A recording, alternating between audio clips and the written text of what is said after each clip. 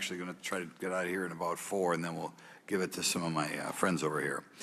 Good morning and welcome to the most exciting subcommittee in Congress this week, the Subcommittee on National Security, the Border and Foreign Affairs, for discussion of unidentified anomalous phenomenon. I'd like to thank the brave military pilots and personnel, such as the witnesses on the panel today, for sharing their stories on how they've engaged UAPs, which has brought attention to this matter.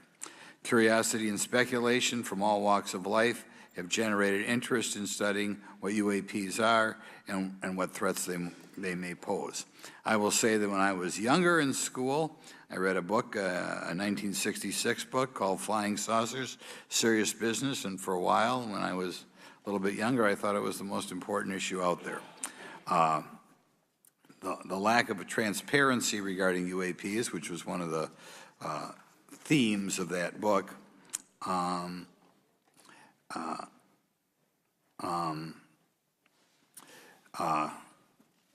in any event, it's led to interest in studying what UAPs are and what threats they pose. The lack of transparency regarding UAPs has fueled wild speculation and debate for decades, eroding public trust in the very institutions that are meant to serve and protect them, as is evidenced by the large number of people we have here. I also want to point out in 1966, President Gerald Ford claimed to have seen a UFO, and in 1969 in Georgia, Jimmy Carter claimed to have seen a UFO. So this has led Congress to establish entities to examine UAPs. The National Defense Authorization Act of 2022 established the All-Domain Anomaly Resolution Office, or AARO, to conduct or to coordinate efforts across the Department of Defense and other federal agencies to detect, identify, and investigate UAPs. However, AARO's budget remains classified, prohibiting meaningful oversight from Congress. In addition to AARO's efforts, NASA is leading an independent study on UAPs that will identify how UAP data is gathered from both civilian and government entities that can be analyzed to shed light on the topic. However, despite these offices being established, there lies a pressing demand for government transparency and accountability that cannot be overlooked, and that's been a problem that's been around for 50 years. The Biden administration handling of the Chinese spy balloon that violated U.S. airspace is one example how the government is not prepared for these. The Biden administration's description of events has shown that the government continues not to be forthright. Between the Chinese balloon being shot down and 2 UAPs subsequently shot down following the event earlier this year, the U.S. government spent $1.5 million in taxpayer dollars on missiles, yet we have seen little clarity from the Biden administration. We must demand transparency from the Department of Defense, our intelligence community, and our defense industry on the UAP work. We're going to ask some questions about that today. Congress recognizes the subject of UAPs is multifaceted and requires a careful, data-driven approach. Today, we'll see clarity from these witnesses' testimonies, or we'll seek clarity as to what can be done to improve reporting for military and civilians and remain committed to objective inquiry. Congress should work to ensure that knowledge is not driven by fear. Today, we are not just debating the existence of UAPs, we are deliberating on the principles that define our republic, which is a commitment to transparency and accountability. I look forward to hearing from our witnesses today about ways we can improve government efficiency and openness when it comes to UAPs. I thank each of you for your presence here today and for your dedication to safeguarding the interests of the American people. I look forward to your testimony. Now I'm going to turn it over for 2.5 or 3 minutes to Representative Burchett from Tennessee. Thank you, Mr. Chairman. Thank you all for being here. I want to thank everybody for making this happen today, and I want to remind everybody this is a nonpartisan issue. This has nothing to do with party politics. I think the cover-up goes a lot deeper than that. I also want to thank my colleagues, Representative Anna Paulina Luna, sitting beside me here, Jared Moskowitz, my friend across the aisle, has an incredible mind, and I'm anxious to hear his questions, my buddy Eric Burleson, and it's not in my notes here, but Matt Gates. If it hadn't been for Matt Gates, myself, him, and Luna would still be down at Eglin Air Force Base trying to get some answers. He's got an incredible legal mind.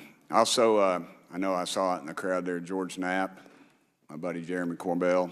I've They're not witnesses, but they've provided some statements on this subject, and I seek unanimous consent to enter those statements into the record, Mr. Chairman. Without objection. Also, would like to enter in, I understand now that this is unclassified and it's public record, but as we all know, that's sometimes difficult for the public to get a hold of. A report, Defense Intelligence reference documents, advanced space propulsion based on vacuum, space-time metric engineering, some light reading for some of our members. Without objection. Thank you. Mr. Knapp wrote, since 1969, the position of our military has been that UFOs pose no threat to national security and are not worthy of further study. I'd say that's the biggest understatement of the decade. He also goes on to talk about the dismissive attitude. It's at odds with what was revealed in documents, reports, and internal memos. And Mr. Cabral says, as he writes these words, the UFO is emerging as a major topic of global importance. I can state that as a fact. Out there, I met a fellow who came in here all the way from Denmark to be here for this meeting. So this is huge. This is worldwide. I think we suspect what's going on, but I'd also like to thank the members of Congress who have supported our efforts to make this hearing happen. Some have even confided to me that they've had UFO sightings of their own. Those members, of course, some of them wish to remain anonymous, and I'll keep it that way. But also, finally, I'd like to thank these three brave witnesses here. They took an oath. They took an oath to uphold the Constitution of the United States, and dadgummit, they're doing it. And we owe them a debt of gratitude.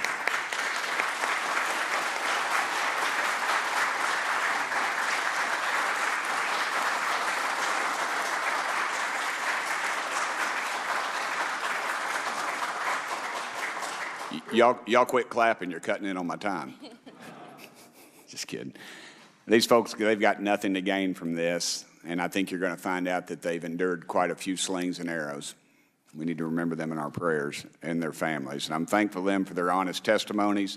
They have done interviews and appeared in documentaries like Accidental Truth to get their stories out there, and now they are all here to testify under oath for Congress. It's been so difficult to get here today. I've said, in the Baptist church, we'd say that the devil's in our way. And the devil has been in our way through this thing. We've run into roadblocks from members, from the intelligence community, the Pentagon. I proposed legislation to go in the FAA reauthorization that just said if an airline pilot has a sighting, that when he makes that report to the FAA, that it would come to Congress. But I was told that the intelligence community did not like that, and the amendment was not even heard in committee. I think it's time for this country to take back our country. We need to tell the folks at the Pentagon, they work for us. Dadgummit, we don't work for them. And that's exactly the point. This is an issue of government transparency. We can't trust a government that does not trust its people. We're not bringing little green men or flying saucers into the hearing. Sorry to disappoint about half y'all. We're just going to get to the facts. We're going to uncover the cover-up, and I hope this is just the beginning of many more hearings and more people coming forward about this. And I yield back the remainder of my time. I think, is it to Representative Luna, Mr. Chairman, or is that? Yeah, we'll call Ms. Luna for her statement. The circumstances surrounding UAPs has captivated the attention of the American people for decades, ingrained in even the minds of our nation's leaders from Jimmy Carter to Barack Obama, Hillary Clinton to Donald Trump, Marco Rubio to Chuck Schumer, John Radcliffe to National Security Council officials. Yet from Roswell, New Mexico to the coast of Jacksonville, Florida, the sightings of UAPs have rarely been explained by the people who have firsthand accounts of these situations. This is largely due to the lack of transparency by our own government and the failure of our elected leaders to make good on their promises to release explanations and footage and mountains of overclassified documents that continue to be hidden from the American people. This isn't just how I feel. In fact, the American people largely believe that the government has actively covered up the truth about UAPs. One poll in particular found that 68% of Americans believe that the government is hiding information about UAPs and not being honest about what we know about them. And from my personal experience, I believe the same thing. Another poll found that nearly half Americans believe that the federal government is doing a very bad or somewhat bad job of dealing with reports of UFO sightings. As Representative Burchett just referenced on the FAA bill that just went through, you can tell that that's exactly happening.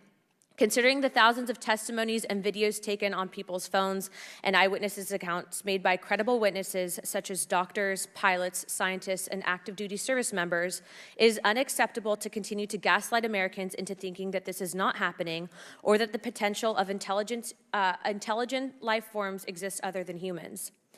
Even more alarming is the fact that these eyewitnesses are many times service members and have no assurance that their lives will not be negatively impacted or even harmed by their experiences.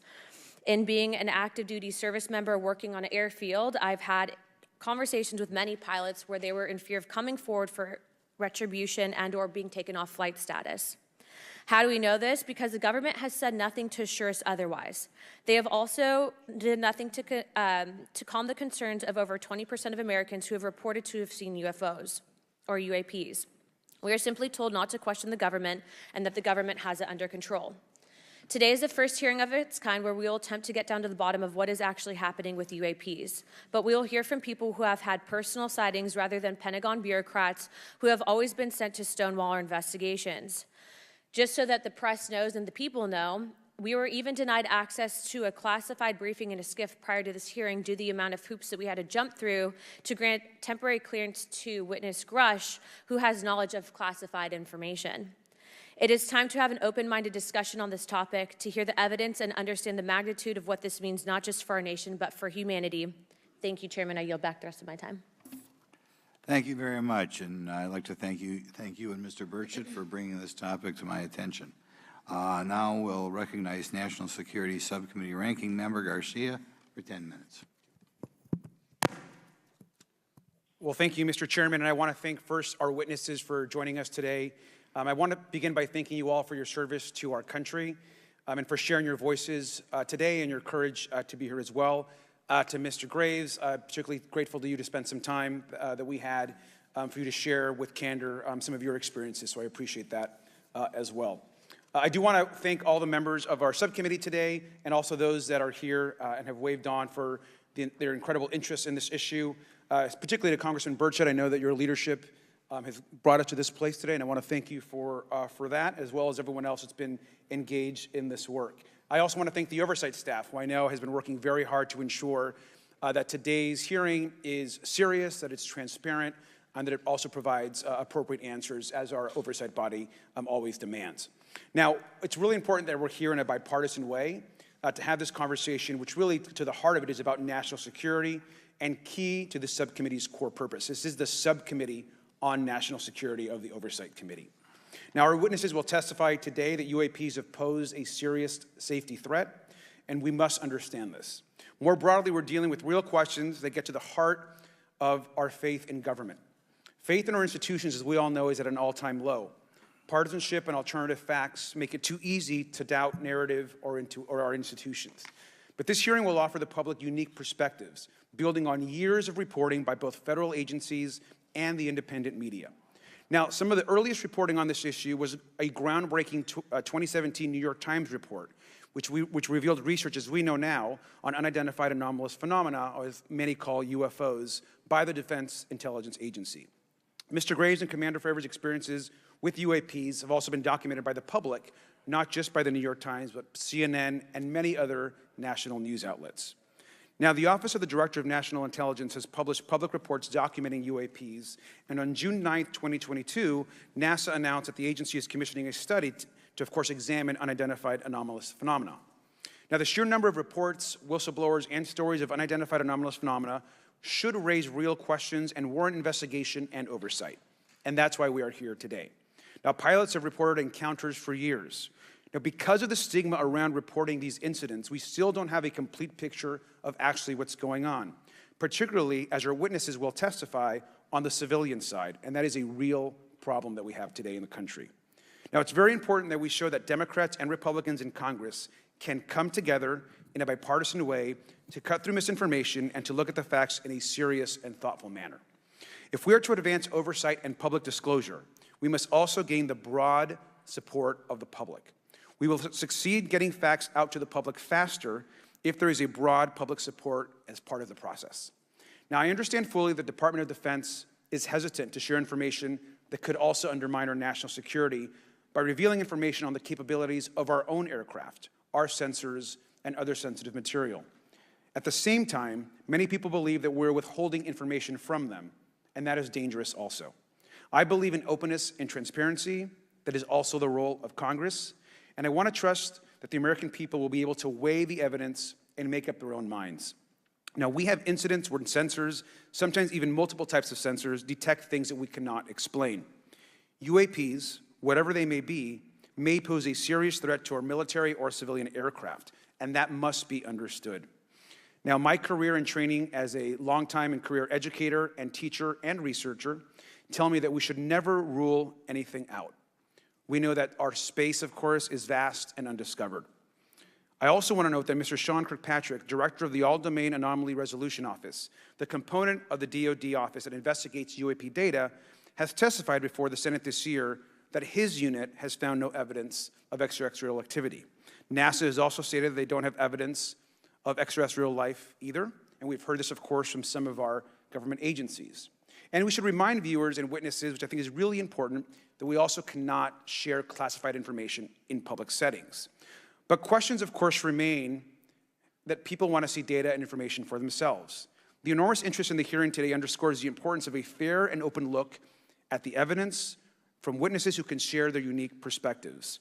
Now, I know I certainly have a lot of questions, and I know that all the members of our committee do as well. We should come to this hearing with an open mind, and we should not let our existing ideas restrict us on either side.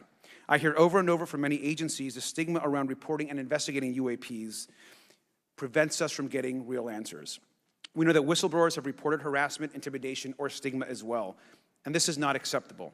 If people can't report incidents which would have national security or safety implications, then that also has serious consequences for us.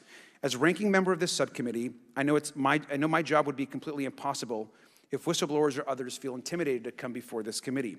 We can't be afraid of asking questions, and we can't be afraid of the truth. I'm proud to say that this hearing builds upon bipartisan work by members of the House and Senate dating many years back, which has sought to increase awareness within the Department of Defense and to mandate more of Congress of UAPs. We know the Senate is taking up an amendment to their defense authorization bill, which will create a commission with broad declassification authority, and we should all agree that that is an important step. Members of both parties and senior officials in multiple administrations have taken an interest in this issue, and we're proud to carry and build that confidence in the American people. This hearing will also not be the end of this discussion, but a new chapter and start to years and years of work that many folks, both in the public and within government, have been working on. We should encourage more reporting, not less, on UAPs. The more we understand, the safer we will be. We will hear testimony from witnesses today with a long record of service to the American people and with subject matter expertise. Our witnesses have a unique opportunity to share their perspective, insights, and their experiences with the American people. And I encourage all of my colleagues to engage with these difficult questions with an open mind and to follow the facts on behalf of our country. I also just want to say more broadly that we should look at this hearing and believe that everything is on the table as it relates to UAPs. I think an open mind is absolutely the best. I want to yield the 2.5 minutes, the remainder of my time, to the representative from Florida, Representative Moskowitz, for an opening statement. He also has been very much engaged in this issue, and I want to thank him for his leadership. Congressman. Thank you, Ranking Member Garcia. Thank you, Mr. Chairman. I want to thank Tim Burchett and Anna Paulina Luna for their leadership in pushing this hearing forward. I want to thank, obviously, committee staff and their staff working on this on a bipartisan basis because many Americans are deeply interested in this issue, and it shouldn't take the potential of non-human origin to bring us together. Additionally, I want to thank the witnesses for coming forward to share your perspectives, your thoughts, and the sightings of UAPs. Unlike other hearings many times in Congress, you're not here to help a political party, but you're here to share information with the American people. And it's not something that is just going on in this administration. It's something that's spanned many administrations. For decades, many Americans have been fascinated by objects mysterious and unexplained, and it's long past time that they got some answers. The American public has a right to learn about technologies of unknown origins, non-human intelligence, and unexplainable phenomena. Those are not the words of a UFO Twitter account, though that is a direct quote from Majority Leader Chuck Schumer, that the American public has a right to learn about technologies of unknown origins, non-human intelligence, and unexplainable phenomena.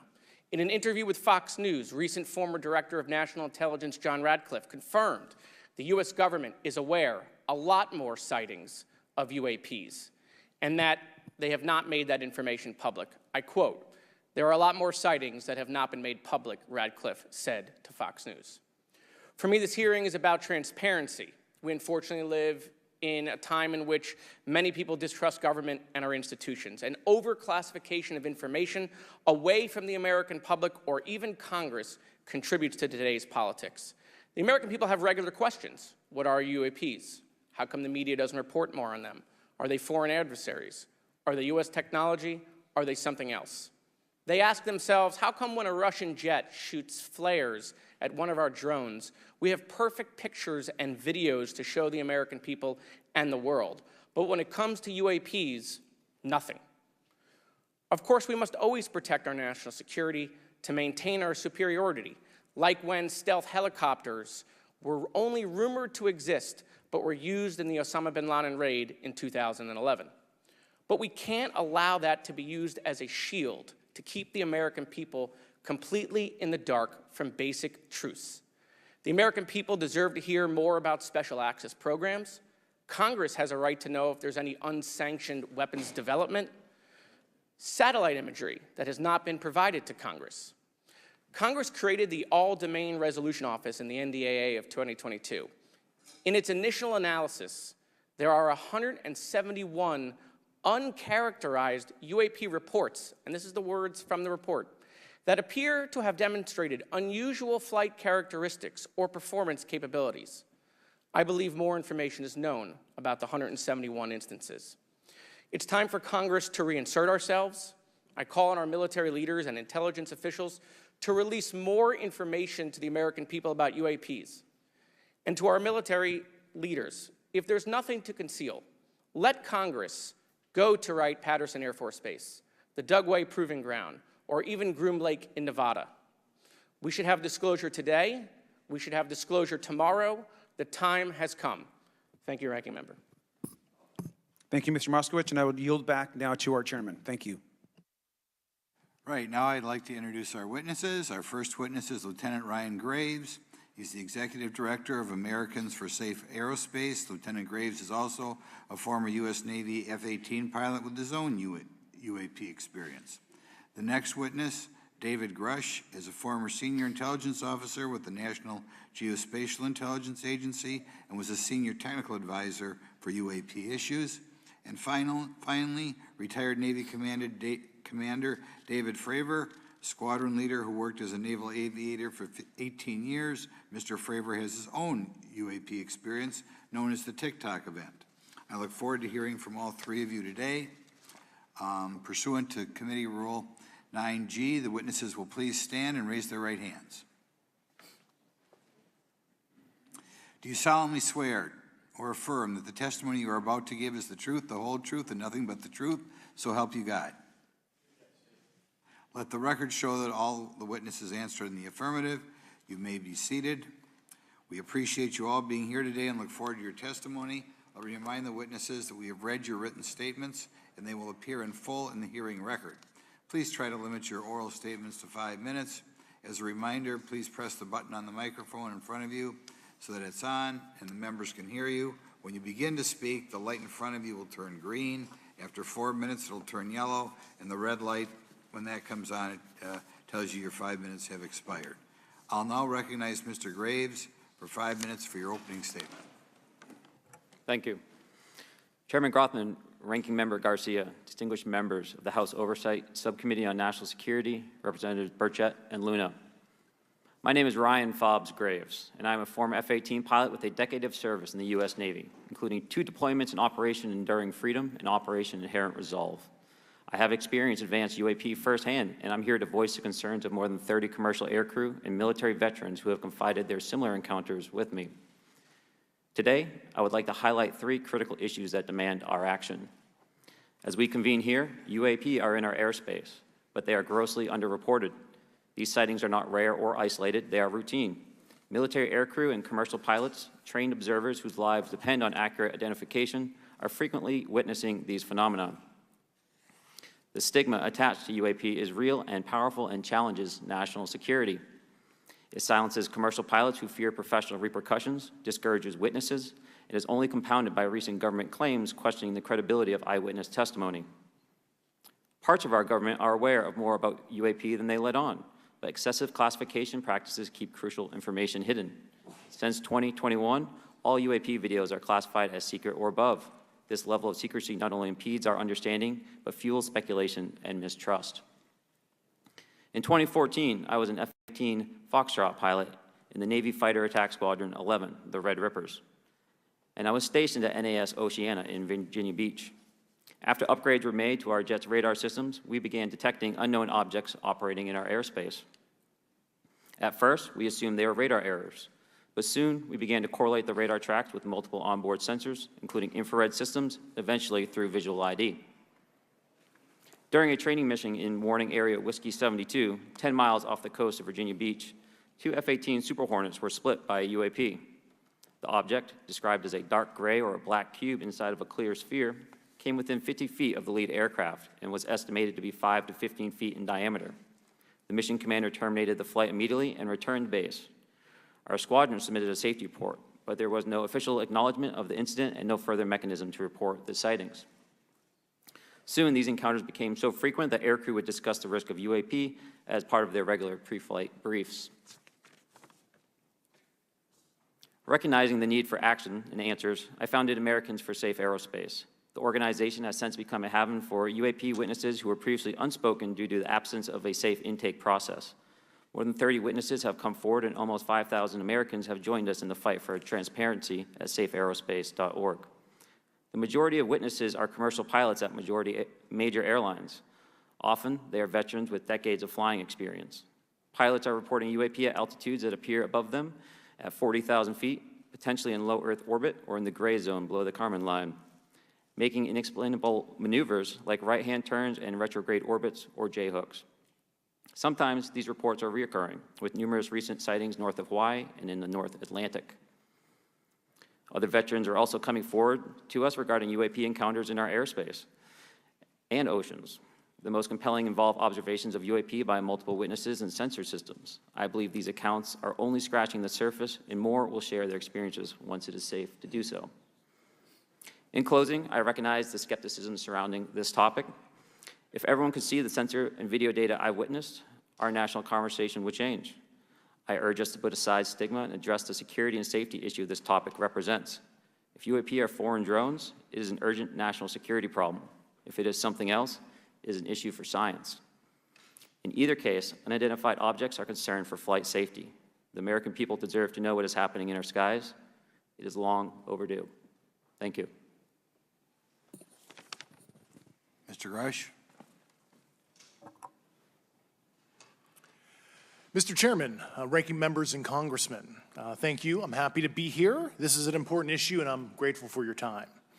My name is David Charles Grush. I was an intelligence officer for 14 years, both in the U.S. Air Force, both active duty, Air National Guard, and Reserve, at the rank of major, and most recently from 2021 to 2023, at the National Geospatial Intelligence Agency, NGA, at the GS-15 civilian level, which is the military equivalent of a full bird colonel.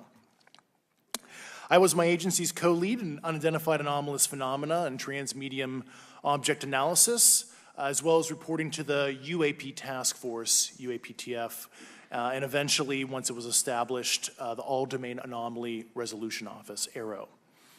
I became a whistleblower through a PPD-19 urgent concern filing in May 2022 with the Intelligence Community Inspector General.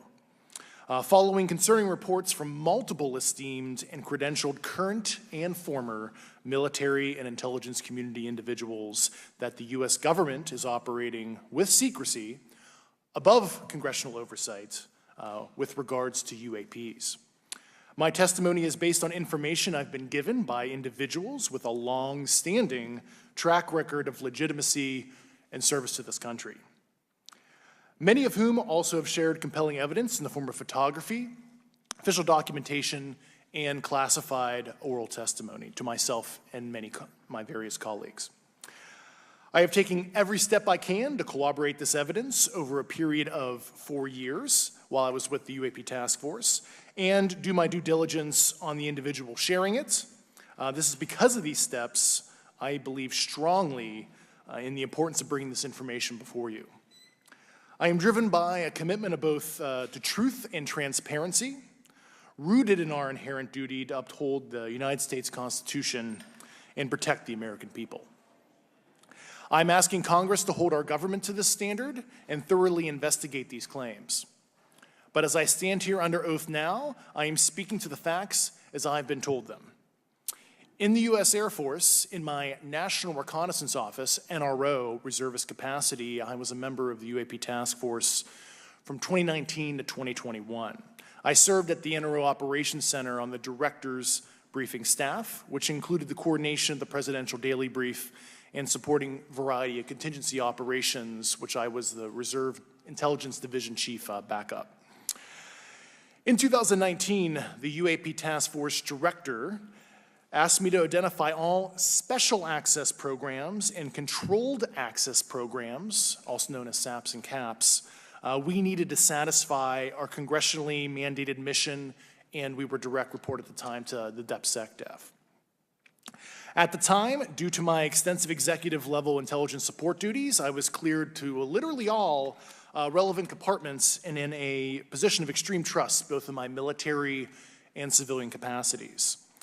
I was informed in the course of my official duties of a multi-decade UAP crash retrieval and reverse engineering program, to which I was denied access to those additional read-ons when I requested it. I made the decision, based on the data I collected, to report this information to my superiors and multiple inspectors general, and in effect becoming a whistleblower. As you know, I've suffered retaliation for my decision, but I am hopeful that my actions will ultimately lead to a positive outcome of increased transparency. Thank you, and I'm happy to answer your questions. Thank you.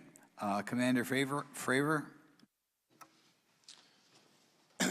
Thank you. Thank you, Mr. Chairman, Congressmen, Congresswomen. I want to first thank you for the invitation to speak to the committee on the UAP topic that has been in the news for the past 6 years and seems to be continuing to gain momentum. As you know, my name is David Fravor. I'm a retired commander in the United States Navy. In 2004, I was a commanding officer of Strike Fighter Squadron 41, the world-famous Black Aces. We were attached to Carrier Wing 11, stationed on board the USS Nimitz, and had begun a 2-month workup cycle off the coast of California.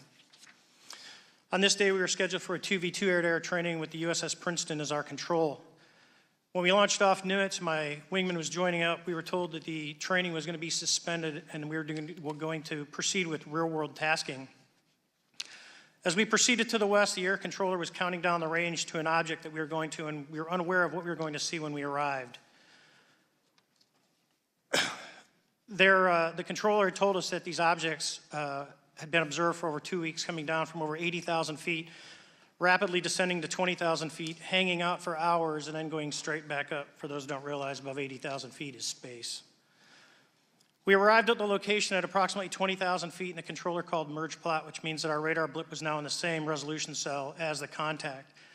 As we looked around, we noticed that we saw some whitewater off our right side. It's important to note that the weather on this day was as close to perfect as you could ask for off the coast of San Diego. Clear skies, light winds, calm seas, no whitecaps from waves. So the whitewater stood out in a large blue ocean.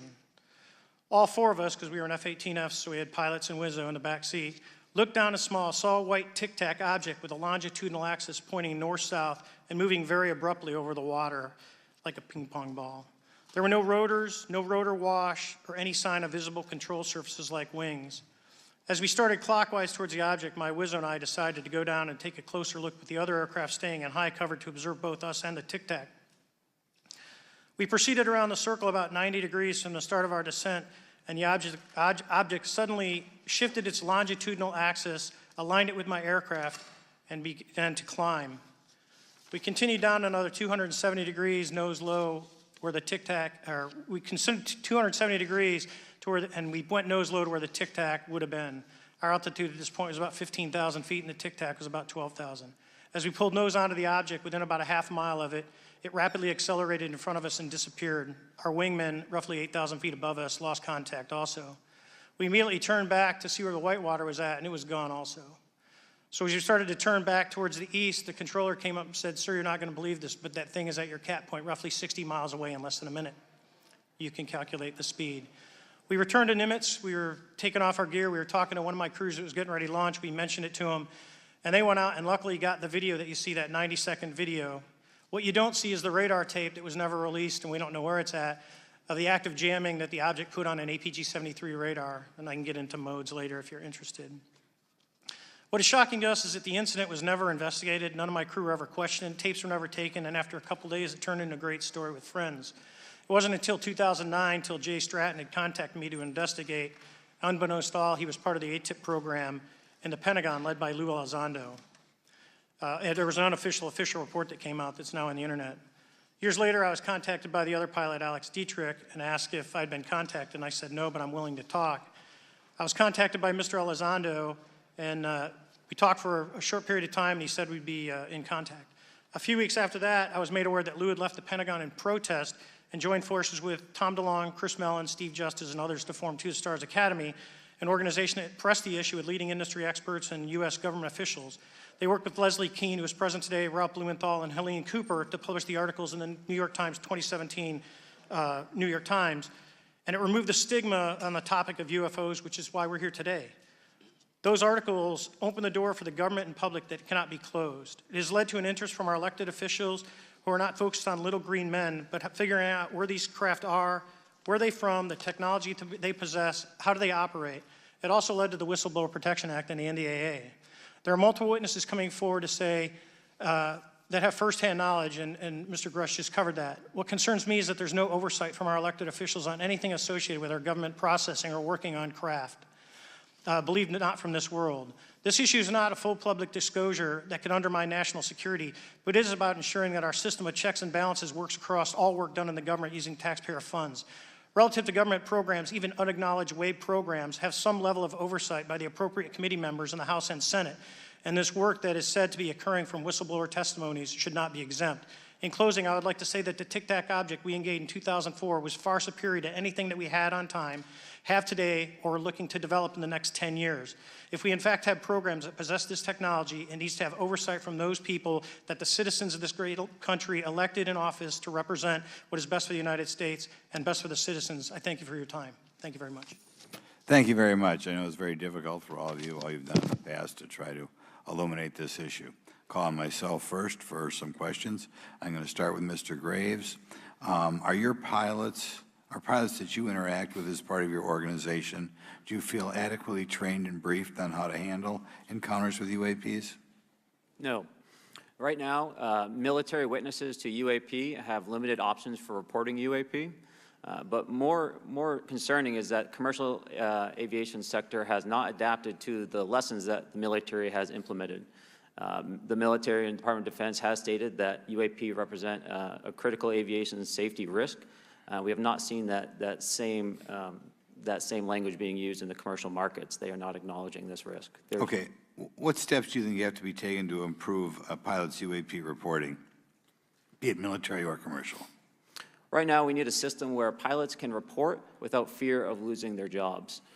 There is a fear that the stigma associated with this topic is going to lead to professional repercussions, either through management or perhaps through their yearly physical check. So having a secure system, reducing the stigma, and making this information available through the public is going to reduce the concerns that aircrew have. Could you just give me a little idea of the degree to which reports in the past are not made public right now? Well, I don't think there has been a proper reporting system to gather those reports and thus not report them. So to answer your question, I think there is a dearth of data due to the fact that the reporting has been limited up to this time. Could you tell me why you believe it's, kind of to play the devil's advocate, a reason why some of this stuff should not be available to the public? There's certainly some national security concerns when we use our advanced sensors in our tactical jets to be able to identify these objects. However, there's no reason that the objects themselves would be classified. I would be curious to see how the security classification guideline actually spells out the different nuances of how this topic is classified from from the perspective of UAP, not national security. I'll give you a follow-up on that. Assuming that there are reasons why not all this should be made public, this has been around for a long period of time. Can any of the three of you think of any reason why anything related to UAPs, say 15 years and back, should not be immediately made public? I think one of it is acknowledging a vulnerability, both from a collection and I'll just say a countermeasure perspective. So it's We'll always say, that we haven't cracked for many years. Yeah. even say 20 years back. Is there any reason why, when you go back that far, things shouldn't be made public? Unless it shows a specific national security vulnerability as it relates to a weakness in a particular defense system. Oh, okay, Mr. Fravor, the TikTok incident that you were engaged occurred in 2004. What kind of reporting took place after that incident? None. We had a standard debrief where the backseaters went down to our carrier intel center and briefed what had happened, and that was it. No one else talked to us, and I was in the top 20 in the battle group. No one came. The captain was aware, the admiral was aware, nothing was done. Did your commanding officers provide any sort of justification? No, because I was the commanding officer of the Okay. squadron, so no. Was this incident the only UAP event that you encountered while you were a pilot? Yes, it was. Okay. This is for any one of you. Based off of each of your experiences and observations, do you believe UAPs pose a potential threat to our national security? Yes, and here's why. The technology that we faced was far superior than anything that we had, and you could put that anywhere. If you had one, you captured one, you reverse engineered it, you got it to work, you're talking something that can go into space, go someplace, drop down in a matter of seconds, do whatever it wants, and leave, and there's nothing we can do about it. Nothing. Okay. You two? Well, I would also like to add, from a commercial aviation and military aviation perspective, we deal with uncertainty in our operating space as a matter of our professional actions. Identifying friend from foe is very important to us. And so when we have unidentified targets and we continue to ignore those due to a stigma or a fear of what it could be, that's an opening that our adversaries can take advantage of. What steps should be taken to better understand and respond to UAP encounters in the interest of national security? There needs to be a location where this information is centralized for processing, and there needs to be a two-way communication loop so the operators on the front end have a feedback and can get best practices on how to process information, what to do, and to ensure that their reporting is being listened to. Right now, there is not a lot of back and forth. Mr. Grush, in your complaint to the Intelligence Community Inspector General, you claim that you believe information is being hidden. What kind of information do you think was hidden, and do you think it should remain hidden? Yes, I can speak to that very briefly in an unclassified manner. As you know, the preponderance of my complaint was classified to the intelligence communities. Both material acquisition and exploitation activity, also baselining the UAPs but not sharing it with intelligence professionals that are actually doing step briefs to pilots, that kind of information. Yeah. Okay. Thank you very much. Now we'll go to Mr. Garcia. Thank you. Again, thank you all for your service and for testifying today. Want to just talk about the UAPs as it relates to what we're seeing in the pilots' interaction with UAPs. Particularly, Mr. Graves, one of the, I think, concerns that for members of this committee is this idea that pilots, there's no system to actually report UAPs and the stigma around pilots. And so can you just briefly, you mentioned that you're working with 30 pilots right now that have had encounters with UAPs, but you've also, I believe, discussed and know of many more pilots. This is just those that you're currently working with. Is that correct? Can you expand on that? Certainly. I'll break that down in two ways. First, when we were first experiencing these objects off the eastern seaboard in the 2014 to 2015 time period, anyone that had upgraded their radar systems were seeing these objects. So there was a large number of my colleagues that were detecting these objects off the eastern seaboard. They were further correlating that information with their other onboard sensors, and many of them also had their own eye sightings as well of these objects. Now, that was our personal first-hand experience at the time. Since then, as I've engaged this topic, others have reached out to me to share their experiences, both on the military side as well as the commercial aviation side. On the military aviation side, veterans that have recently got out have shared their stories and have expressed how the objects we were seeing in 2014, 2015 continued all the way to 2019, 2020, and beyond. And so it became a generational issue for naval aviators on the eastern seaboard. This was something we were briefing to new students. This is something that was included in the notice to airmen to ensure that there was no accidents. And now with commercial aviators, they are reaching out because they're having somewhat similar experiences as our military brothers and sisters, but they do not have any reporting system that they can send us to. And let me just add, both to Mr. Fravor as well as Mr. Graves, not having this system for reporting, would you both agree that is harmful to not just our national security interests, but to understand this phenomenon of what's happening with UAPs? I think it's actually a travesty that we don't have a system to correlate this and actually investigate. You know, so if you took the East Coast, you know, there's coastal radars out there that monitor our air defense identification zone, so out to 200 miles.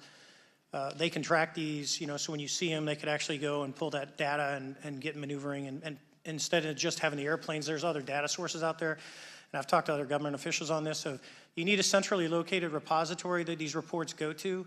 So if you just stuck it in DOD, you wouldn't get anything out of the Intelligence Committee because they have a tendency not to talk. But if you had a central location where these reports would come in, not just military, but also commercial aviation, because there's a lot of that going on, especially if you talk to anyone that flies from here to Hawaii, over the Pacific, they see odd lights. So I think you need to develop something that allows you a central point to collect the data in order to investigate. Mr. Graves? I would concur with everything Mr. Fravor said. I'll continue to say that the commercial pilots that have reached out to me through Americans for Safe Aerospace are doing so because they don't feel there's another way for them to report this safety issue. And I think one of the clear outcomes of this hearing already is that there has to be a safe and transparent reporting process for pilots, both on the commercial side and the military side, to be able to report UAPs in a way that's also transparent, but also understands the scope of our national security interests and what may be classified or not. But I think there has to be some sort of system, and so that's something that I hope can be an outcome that this committee can work on. Is there anything else for the two of you briefly beyond this reporting system that you think that we can do as a government to encourage and facilitate more civilian reporting? I think we're doing it right now. Okay, great. I think this hearing is going to show the American people that their government takes this topic seriously. And how about civilians that may not be pilots? What kind of process could be in place for civilians who are not pilots, who may have UAP encounters? Do either of you have any suggestions that could facilitate that? My recommendations would be to make that a sensor-centric operation in order to make it as objective as possible. Okay. Sir, Mr. Fravor? No, I agree with Mr. Graves on that. Okay. Just briefly, I also just want to note, particularly for the two pilots, and I have a question for Mr. Grush. One of the things that I found fascinating in our discussion, Mr. Graves, last night as well, is that you both described UAPs and formations and the way they are observed in space or in our air, and the way that they move is essentially ways in which current technology or aircraft that we know of are unable to actually function or move. And so will you just, for the public record, again, once again, briefly, just either describe or note that aircraft that are being witnessed, particularly by the 30 folks that you're working with, are essentially outside the scope of anything that we know of today and the technology we have today. Mr. Graves, Mr. Fravor? Yes, the objects that are being seen by commercial pilots are performing maneuvers that are unexplainable due to our current understanding of our technology and our capabilities as a country, and that applies for the military as well. Mr. Fravor? Yeah, I concur with that. We have nothing that can stop in midair and go the other direction, nor do we have anything that can, like in our situation, come down from space, hang out for 3 hours, and go back up. Thank you. My last question, and sometimes I know that you have also said some of these answers in the past, but we're trying to get them on the public record as well, which is really important. Mr. Gresh, finally, do you believe that our government is in possession of UAPs? Absolutely, based on interviewing over 40 witnesses over 4 years. And where?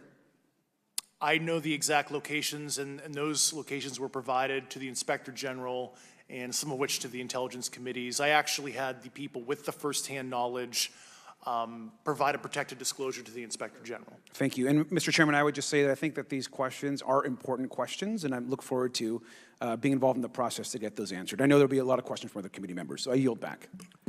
Thank you. We'll go to Mr. Burchett himself. Thank you, Mr. Chairman. Thank you, Mr. Garcia. I would like to have you on my legislation to do just that on the reporting, and we'll get together on that. Maybe you can be my co-sponsor on that. That'd be really cool. Thank you for those great questions.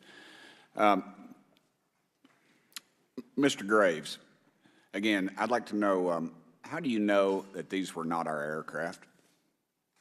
Some of the behaviors that we saw in a working area, we would see these objects being at 0.0 Mach, that's 0 airspeed, over certain pieces of the ground. So what that means, just like a river, if you throw a bobber in, it's going to float downstream.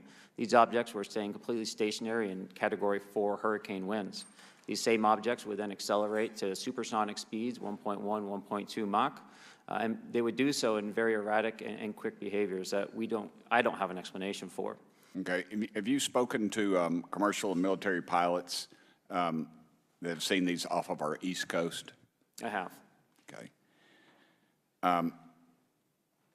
Mr. Favor, I noticed that in the Tic Tac video, it's Tic Tac like the candy, not TikTok like the Chinese Communist app. That's correct. Yes, sir. I just want to make that, because my daughter corrected me on that and called me a boomer and said, hey, boomer. And I said, no, baby, it's Tic Tac like the candy. You're going to have to just look it up. And but now I would also like to say today is a day of many firsts. It's a miracle that we're having this meeting, and it's also a miracle that my wife has put up with me for 9 years today. Today is my anniversary, so I want to tell my wife happy anniversary and that I love her very much. As she likes to say, this 9 years have been the best 2 years of her life. So thank you. Mr. Favor, what astonished you the most about the flight capabilities of these Tic Tac, very briefly? The performance, absolute performance. It was. And you're not aware of any other objects that anybody in the world has, in this world, that has those capabilities? No, I think it's far beyond actually our material science that we currently possess. Are you aware of any other reconnaissance platforms that have tracked or recorded the Tic Tac's maneuvers, maybe the NORAD system or any of the others? I am not. Okay. Mr. Grush, thank you for being here, brother. Thank you all very much. Have you faced any retaliation or reprisals for any of your testimony or anything on these lines? Yeah, I have to be careful what I say in detail because there is an open whistleblower reprisal investigation on my behalf, and I don't want to compromise that investigation by providing anything that may help provide somebody information. But it was very brutal and very unfortunate, some of the tactics they used to hurt me both professionally and personally, to be quite frank. Yeah. It's very unfortunate. As they say, when you're over the target, that's when they do the most firing at you. Do you have any personal knowledge of people who have been harmed or injured in efforts to cover up or conceal these extraterrestrial technology? Yes. Personally. Have anyone been murdered that you would think, that you know of or have heard of, I guess? I have to be careful asking that question. I directed people with that knowledge to the appropriate authorities. Maybe in a, if we could get in a confidential area, SCIF, we could talk about that. But unfortunately, we were denied access to the SCIF, and that's very unfortunate in this scenario. Mr. Favor, do you believe that you witnessed an additional object under the water in relation to your encounter?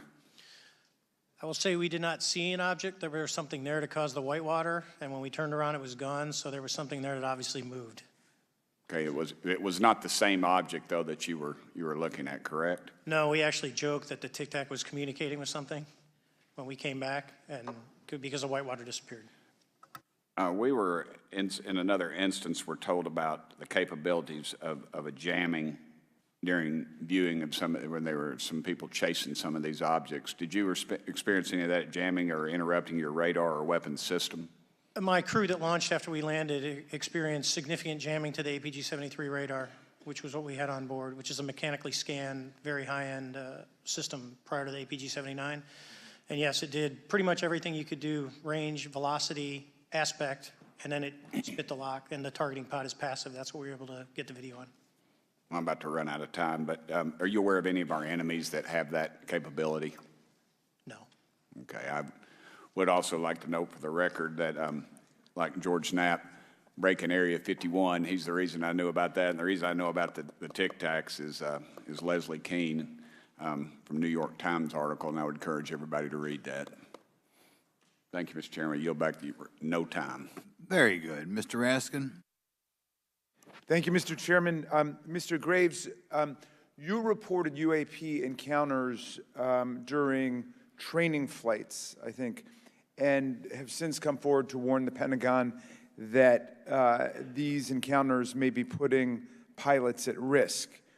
My first question is, you've identified these as taking place on the East Coast. Is it just on the East Coast where these encounters have been reported? No. Since the events initially occurred, I've learned that the objects have been detected essentially where all operations, Navy operations are being conducted across the world. And that's from the All-Domain Anomaly Resolutions Office reporting. All right, can you describe your experience after you decided to come forward and go public with your experience? Certainly. Like many others, in 2017, I saw the New York Times article come out as well. And for me, it was special because I recognized the voices on the video. I recognized the video itself. I had seen it when it was taken. I'd seen it when it was debriefed.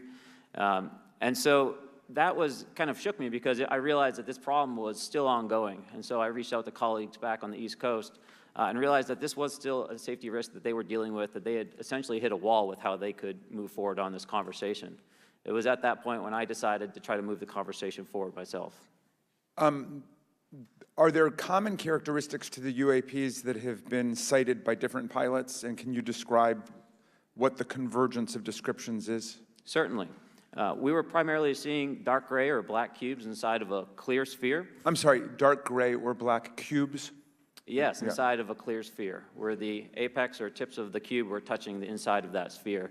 And that was primarily what was being reported when we were able to gain a visual tally of these objects.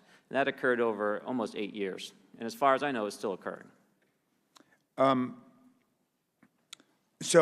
take it that you're arguing what we need is real transparency in a reporting system so we can get some clarity on what's going on out there, because there are many pilots in your situation, but we should have a way of developing a systematic inventory of all of such encounters. Is that right? Yes, and I think we need both transparency and the reporting. We have the reporting, but we need to make sure that information can be promulgated to commercial aviation as well as the rest of the populace. Mr. Grush, what about you? What was your experience after you came forward? Well, it's only been about 2 months or so I guess my experience has been overwhelming support from former colleagues of mine that have privately messaged me, and I do appreciate that. But I do have knowledge of active planned reprisal activity against myself and other colleagues, and it's very, very upsetting to me. Coming from where? Certain senior leadership at previous agencies I was associated with. And that's all I'll say publicly, but I can provide more details in a closed environment. Okay. Well, I hope you understand that there would be bipartisan rejection of any attempt to vilify, demonize, or engage in other reprisals against our witnesses and people who are telling the truth from their perspective. Yeah, there were certain colleagues of mine that were brutally administratively attacked, and it actually makes me very upset as a leader to see that happen to other coworkers and actually superiors of mine over the last 3 years. How do you account for that response? That seems like a bizarre response. I call it administrative terrorism. That's their quiver, their tool in the toolbox to silence people, especially the career government service cares about their career, cares about their clearance, their reputation to climb the ladder. And when you threaten that career path, a lot of people back off. But I'm here to represent those people. So, Mr. Fravor, what about you? What has your experience been since you've come forward with your perspective on this? Actually, I've been treated very well. And the 6 people that were involved, myself included, all of them have or will be retiring from the military as 05s or 06s. And all my friends that are very senior, 3 and 4 stars, I've talked to them. They believe, they understand there's a problem. But no, I was actually treated really well. And what is your general interpretation of these phenomena, or what is your current thinking of trying to make sense of them? Well, I'll say, I'm not like a UFO fanatic. It's not me.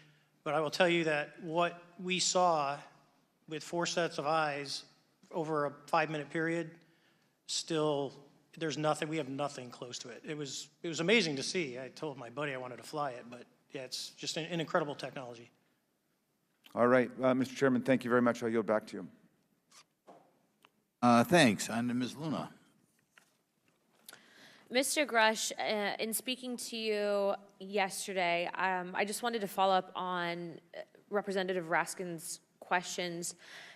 In the last couple of years, have you had incidences that have caused you to be in fear for your life for addressing these issues? Yes, personally. Okay. Yeah. I just want everyone to note that he's coming forward in fear of his life. To put in perspective, if they were really not scared about this information coming out, why would someone be intimidated like that? To your knowledge, are NHIs working with adversarial foreign governments in either technology exchange programs or back engineering programs? I don't have data on that. I'm not sure.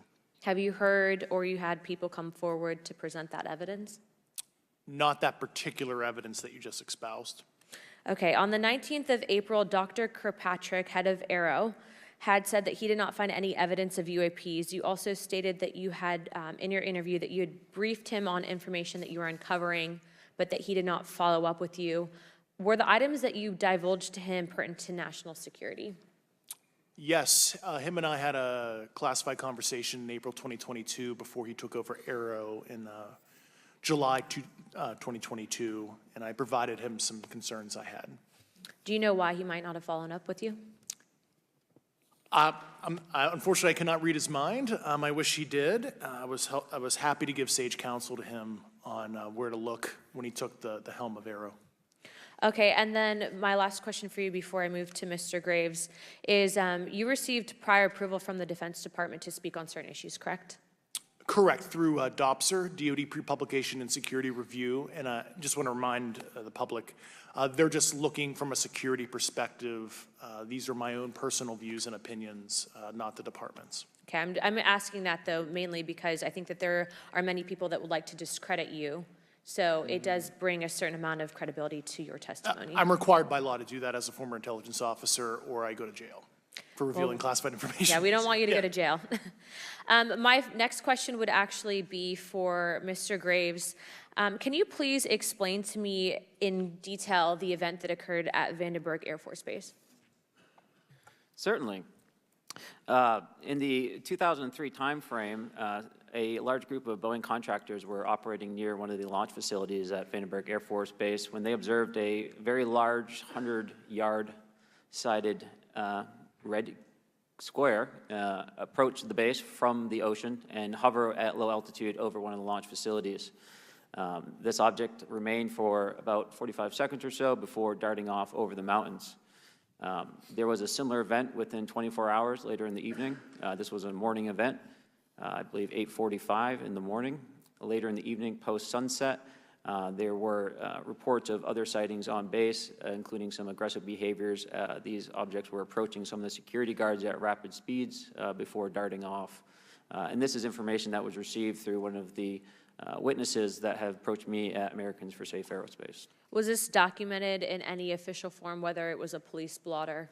Yes, they had official documentation and records from the event that the witness held over the years.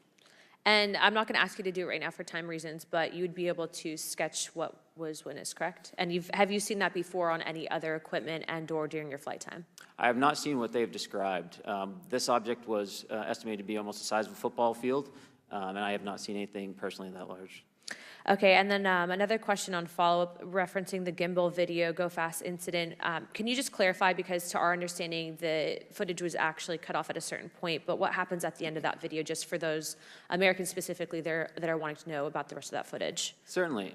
There was some uncertainty or instability with the object. It seemed to rock a bit, and that's the last I had seen of the video. Much of the data that I would recommend be analyzed would consist of radar data that would provide precise kinematics on the object, as well as the fleet of objects that were operating nearby. Okay, and follow-up, in regards to the reporting procedures that Mr. Garcia had addressed on, as well as Representative Burchett, with the FAA, to your understanding, pilots that are seeing this, commercial airline pilots, are they receiving cease and desist letters from corporations for coming forward with information in regards to safety for potential airline passengers? I have been made privy to conversations with commercial aviators who have received cease and desist orders. So the American public should know that corporations are putting their own reputations on the, not the line, but ahead of the safety of the American people. And I think, would you agree with that statement? It appears so. Okay. And I guess this would be my last, oh, I'm out of time. I yield. I'll be back. Good. Mr. Moskowitz. Thank you, Mr. Chairman.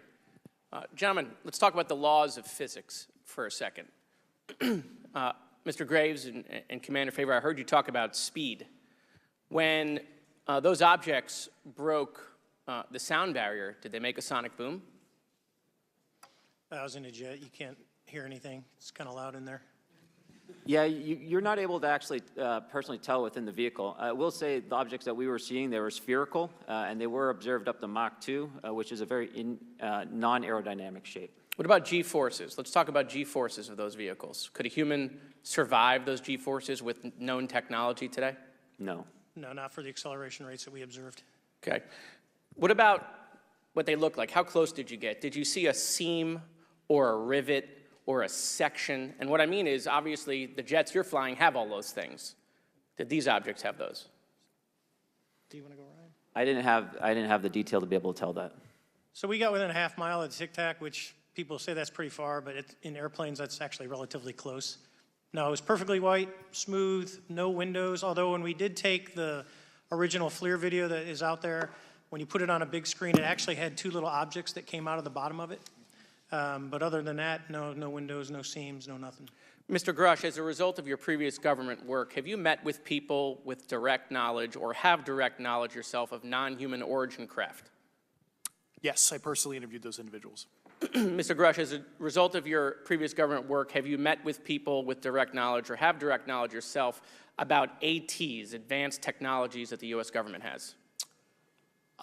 Based on conventional advanced tech, I was briefed to the preponderance of the Defense Department's both space and aerospace compartmented programs, yeah.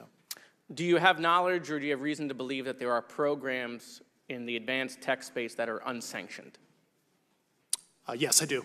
Okay. Yeah. And when you say that they're above congressional oversight, what do you mean? Complicated question. So there's, some, I would call it abuse here. So congressional oversight of conventional special access programs, so I'll use Title 10, so DOD as an example, right? So 10 U.S. Code Section 119 discusses congressional oversight of SAPs, discusses the DepSecDef's ability to waive congressional reporting. However, the Gang of Eight is at least supposed to be notified if a waived or waive bigoted unacknowledged SAP is created, and that's public law. Well, so that how does, I don't want to cut you off, but Yeah. how does a program like that get funded? I will give you generalities. I can get very specific in a closed session, but misappropriation of funds and Does that mean self-fund. that there is money in the budget that is said to go to a program, but it doesn't, and it goes to something else? Yes, I have specific knowledge of that. Yep. Do you think U.S. corporations are overcharging for certain tech they're selling to the U.S. government, and that additional money is going to programs? Correct, through something called IRAD. Okay. Satellite imagery. Let's talk about satellite imagery. We have satellites all over the place, some that we're aware of and many that we're not aware of, right? We're taking pictures of everything at every point and second. Mr. Grush, are you aware, do you have direct knowledge, or have you talked to people with direct knowledge that there are satellite imagery of these events? That was one of my primary tasks at NGA, since we process, exploit, and disseminate that kind of information. I've seen multiple cases, some of which, to my understanding, and of course I left NGA in April, so that's my information cutoff date. But I personally reviewed both what we call overhead collection and from other strategic and tactical platforms that I could not even explain prosaically. And I have a degree in physics, by the way, as well. And I am aware that you guys have not seen these reports, unfortunately. And I don't know why. Do you have direct knowledge, or you've spoken to people with direct knowledge that this imagery applies to crash sites, crash imagery? I can't discuss that in an open session. Okay. Do you have any information that the U.S. government is involved in a disinformation campaign to deny the existence of certain UAPs? I can't go beyond what I've already stated publicly in my News Nation interview because it touches other sensitivities. Okay. I'll yield the balance of my time back. Thank you, Mr. Chairman.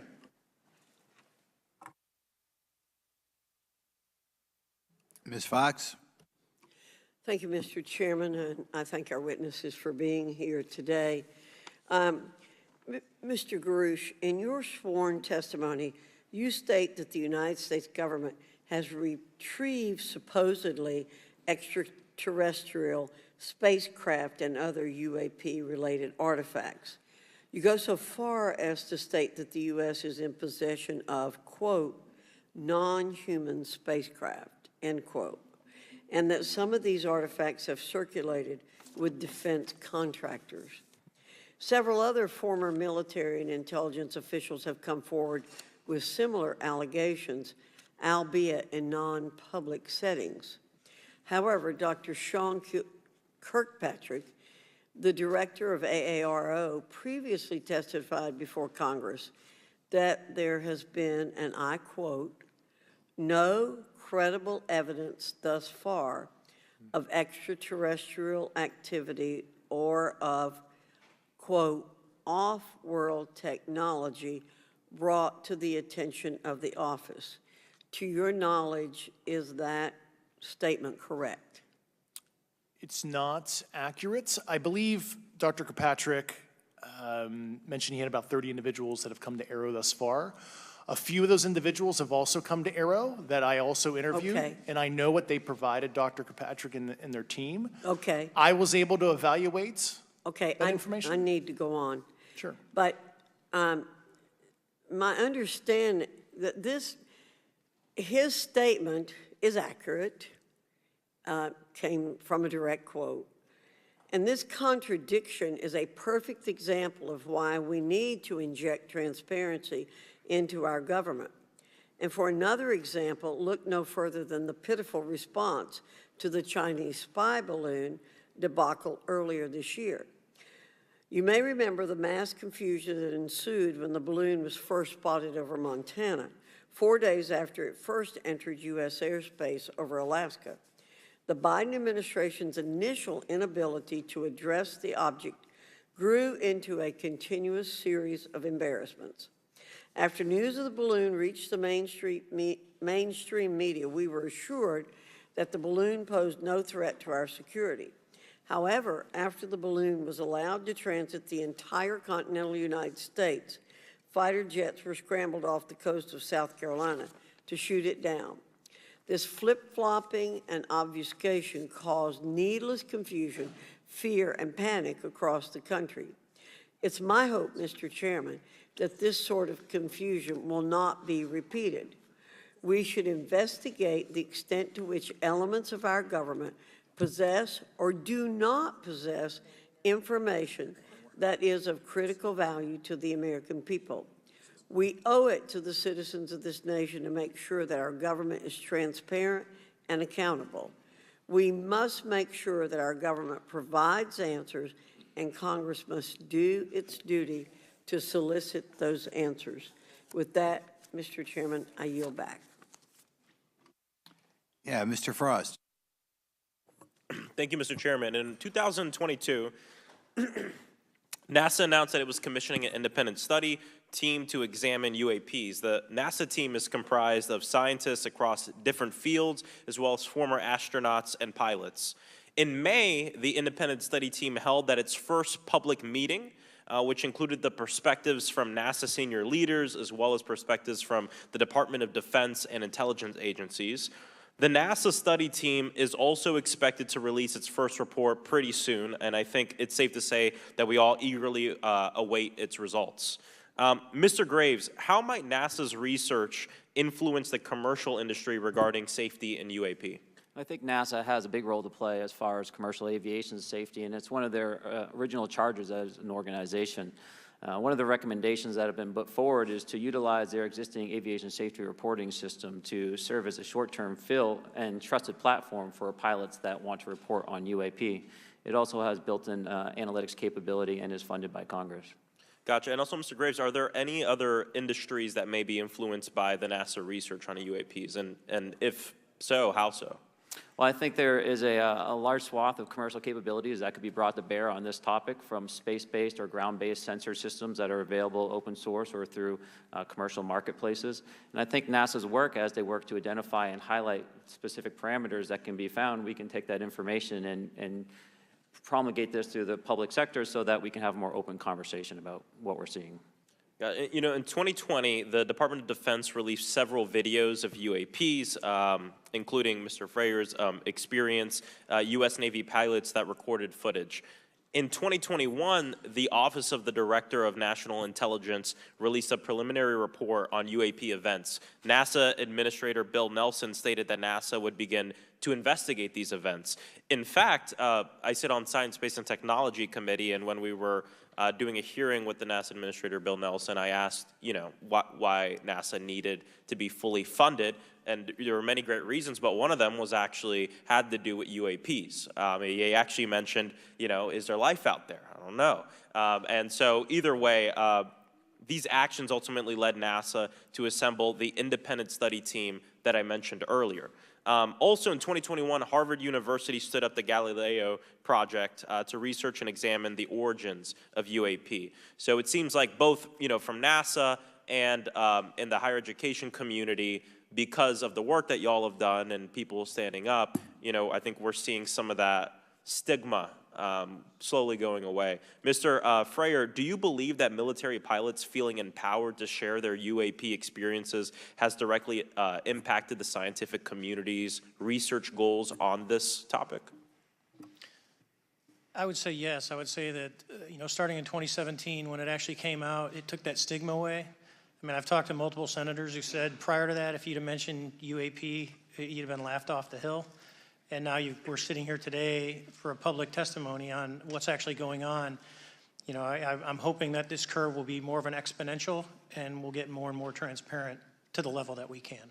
Yeah, yeah, I mean, it's important. I couldn't imagine, you know, I'm not a pilot, but I used to fly gliders in Civil Air Patrol. Huh? Yeah, Pilot? I mean, you know. And so either way, I mean, I couldn't imagine, you know, being in the glider and seeing something and then not feeling like I had the agency to talk about it. Mr. Graves, can you discuss the importance of seeking scientists to sit on your advisory board? Absolutely. I think ultimately this is going to be a scientific problem. And not only that, it's also an engineering problem. I've been working with the American Institute of Aeronautics and Astronautics to help them stand up a UAP integration committee to help integrate their engineering prowess into this problem. And so, yes, very much, I think this is an engineering and scientific problem as much as a national security problem. And how might Congress help to facilitate partnerships between the scientific community and the UAP focus groups within government? Well, I think one of the things they can do is to have these types of hearings to communicate to the public that this is a topic of interest. I think that there is a pseudo-market, if you will, of interested capabilities and talent that want to approach this topic, and we're seeing that start to grow now. So I think continued conversation, reduction of stigma is going to allow that to flourish and allow answers to help generate themselves. 100%. Well, thank you all for being here, and thank you for your work. I think it's important that we keep our top scientific minds focused on this issue and look for ways to increase collaboration. Thank you so much. I yield back. Mr. Comer. Thank you, Mr. Chairman. Let me say I want to thank you for having this hearing, and I want to thank Mr. Burchett and Ms. Luna for leading this hearing. And with that, I yield my 5 minutes to Mr. Burchett. Thank you, Mr. Chairman. I'm going to direct this, I believe, to Mr. Grush, but if any of you all feel like you need to jump in, just jump right in. We're good. Has the U.S. government become aware of actual evidence of extraterrestrial, otherwise unexplained forms of intelligence?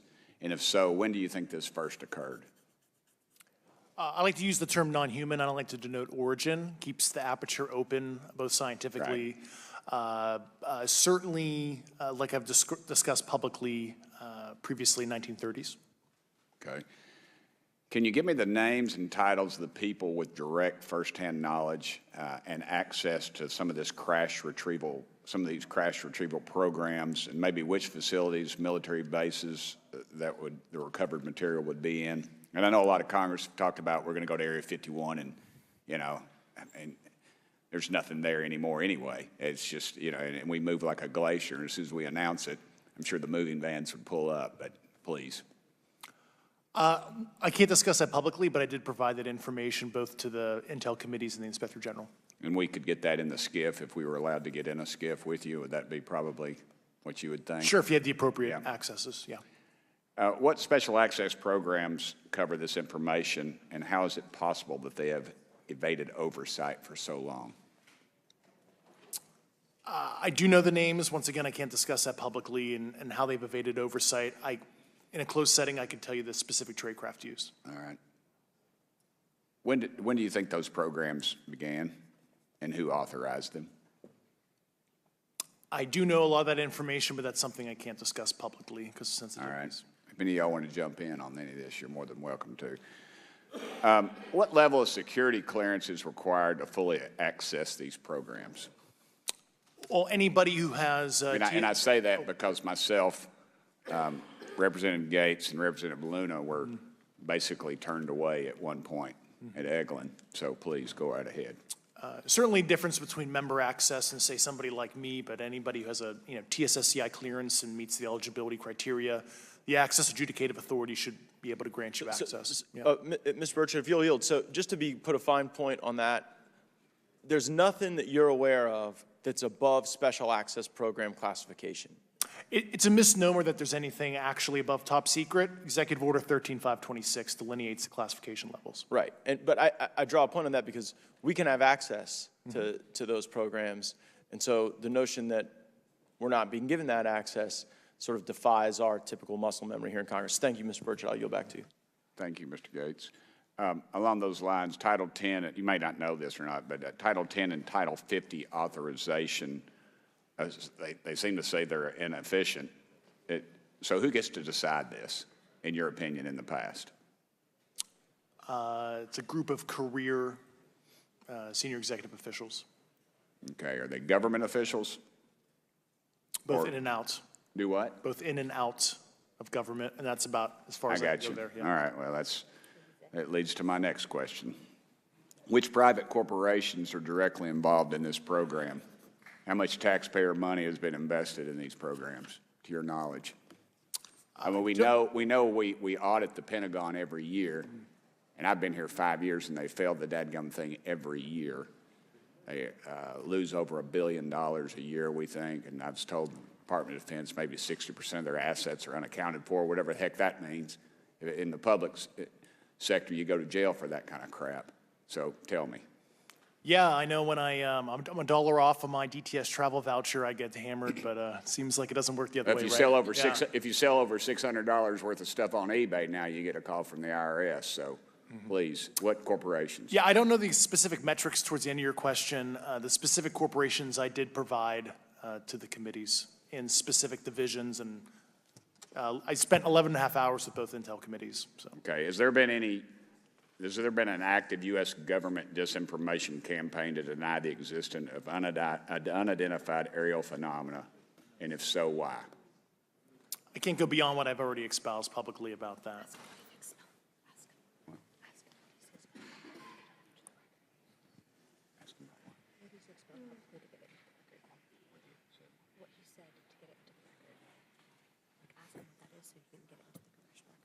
Okay, I've been told to ask you what that is and how to get it in the record. What have you stated publicly in your interviews for the congressional record? If you reference my News Nation interview and I talk about a multi-decade, campaign to disenfranchise public interest, basically. I've gone. Yeah. Thank you. I apologize, Mr. Chairman. I yield back negative 21 seconds. Thank you. Ms. Ocasio-Cortez. Thank you, Mr. Chairman, and thank you to our witnesses for coming here today. I do concur with the ranking member as well as several other members here on this committee that this is a committee for whistleblowers and for the protection of whistleblowers as well. So we understand what you're putting on the table here, and we're putting on the line here, and we thank you for that. Mr. Grush, you sat on the Unidentified Anomalous Phenomenon Task Force created in the 2020 NDAA, correct? Yes. There have been some things that have been mentioned here during this hearing that I wanted to pick up on. Mr. Graves, you mentioned specifically during the answers to one of your questions, you named Boeing contractors being engaged in an incident regarding this red cube about a football field wide. I was wondering if you could speak a little bit about the interaction, or Mr. Grush, either of you, the interactions between defense contractor companies and any UAP-related programs or activities. So I'll just say that the information about the contractor himself were provided by a witness, and I have no particular detail in that relationship. Mr. Grush. The kind of general unclassed wave tops, certainly the contractors, are the metal benders, so to speak. They're the ones actually doing specific performance on government contracts. Are they required to issue any disclosure regarding UAP sightings, or do they engage in any reporting around this? In terms of the contractors, Yes. not that I'm aware of. They do not. Okay. Now, when it comes to notification that you had mentioned about IRAD programs, we have seen defense contractors abuse their contracts before through this committee. I have seen it personally, and I have also seen the notification requirements to Congress abused. I am wondering, one of the loopholes that we see in the law is that there is, at least from my vantage point, is that depending on what we're seeing, is that there are no actual definitions or requirements for notification. What methods of notification did you observe? Like when they say they notified Congress, how did they do that? Do you have insight into that? For certain IRAD activities, I can only think of ones conventional in nature. Sometimes they flow through certain, I'll just say, SAP programs that have cognizant authority over the Air Force or something, and those are congressionally reported compartments, but IRAD is literally internal to the contractor, so as long as it's money, either profits, private investment, et cetera, they can do whatever they want. To put a finer point on it, when there is a requirement for any agency or company to notify, or any agency to notify Congress, do they contact the chairman of a committee? Do they get them on the phone specifically? Is this through an email to hypothetically a dead email box? A lot of it comes through what they call the PPR, Periodic Program Review Process. If it's a SAP or Controlled Access Program Equity, and then those go to the specific committees, whether it be the SAS, CASC, HISI. Thank you. I apologize, my time is limited. Mr. Graves, one of your main concerns is that the FAA currently does not have an official process to receive reports of UAP from pilots or others, correct? Correct. And in your experience, what data should the Aero program prioritize for potential collection?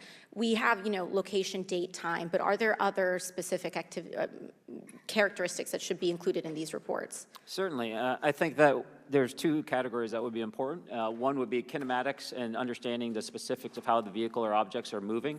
And the second would be a more zoomed out approach of being able to look at origin and destination before the incident, as well as getting a better contextual understanding of how these objects are interacting with each other. Thank you. Now, because I only have a minute left, I apologize, we only have 5 minutes today, but for the record, if you were me, where would you look? Titles, programs, departments, regions, if you could just name anything. And I put that as an open question to the three of you. I'd be happy to give you that in a closed environment. I can tell you specifically. Thank you. Commander Fravor? And I would say, and I've told people that you have to know where to look. They're not going to divulge it to you because of the classification levels. But if you know where to look and who to talk to, which is exactly what Mr. Grush can point you, then you have them. Okay. Mr. Graves? I was an operator, so I was depending on folks like Mr. Grush to do that homework. Okay. Thank you very much. I yield back to the chair. Mr. Biggs? Thanks, Mr. Chairman. I thank the witnesses for being here today. I'm over here. Thank you so much for being here. I want to get into specifics here, and the reason I'm going to go this way is because you've talked a bit about what I would call misdirection by official U.S. government with regard to UAPs, right? And so I'm going to get to that in a second. But last week, White House NSC spokesman John Kirby stated that UAPs are having an impact on our training ranges and need to be treated as a legitimate issue. Do you concur with his statements? That's for each of you. Yes. Yes. Yes. Okay. Now, having said that, I'm going to take you to specific instances around the Phoenix Valley, because that's where I live. And in '97, we had the famous Phoenix Light case. I don't know if any of you are familiar with that. There were two things that went along with that, and the explanation was military training range off Luke and the Barry Goldwater Range. Do you know anything different other than the official explanation of those lights? Only what's in the public vernacular about it. That was outside the scope of my duties. And if we wanted to, just my question along with my colleague from New York, Ms. Ocasio-Cortez, if we wanted to find out more about that, where would we go to find the files, and who would we address? And are you going to tell me we need to go to a SCIF so you can tell us in a SCIF? I could potentially give you a vector on that. That specific case, I'm familiar with it in terms of public, but I give you a vector in a closed environment, yeah. That would be good, thank you. So if it's true that UAPs are having an impact on training ranges, and this administration considers it to be a legitimate issue, what steps can Congress take to address training range impacts? And I say that having two very large training ranges in my state. And so we'll start with Mr. Graves and go on down the panel. Some of the initial procedures have been implemented, such as within the United States Navy, that have a range failure report that gathers information from pilots. I understand that a service-wide reporting mechanism is still pending. However, that would be a great next step, not only for gathering information, but for showing the troops that it is an acceptable topic and reducing the stigma.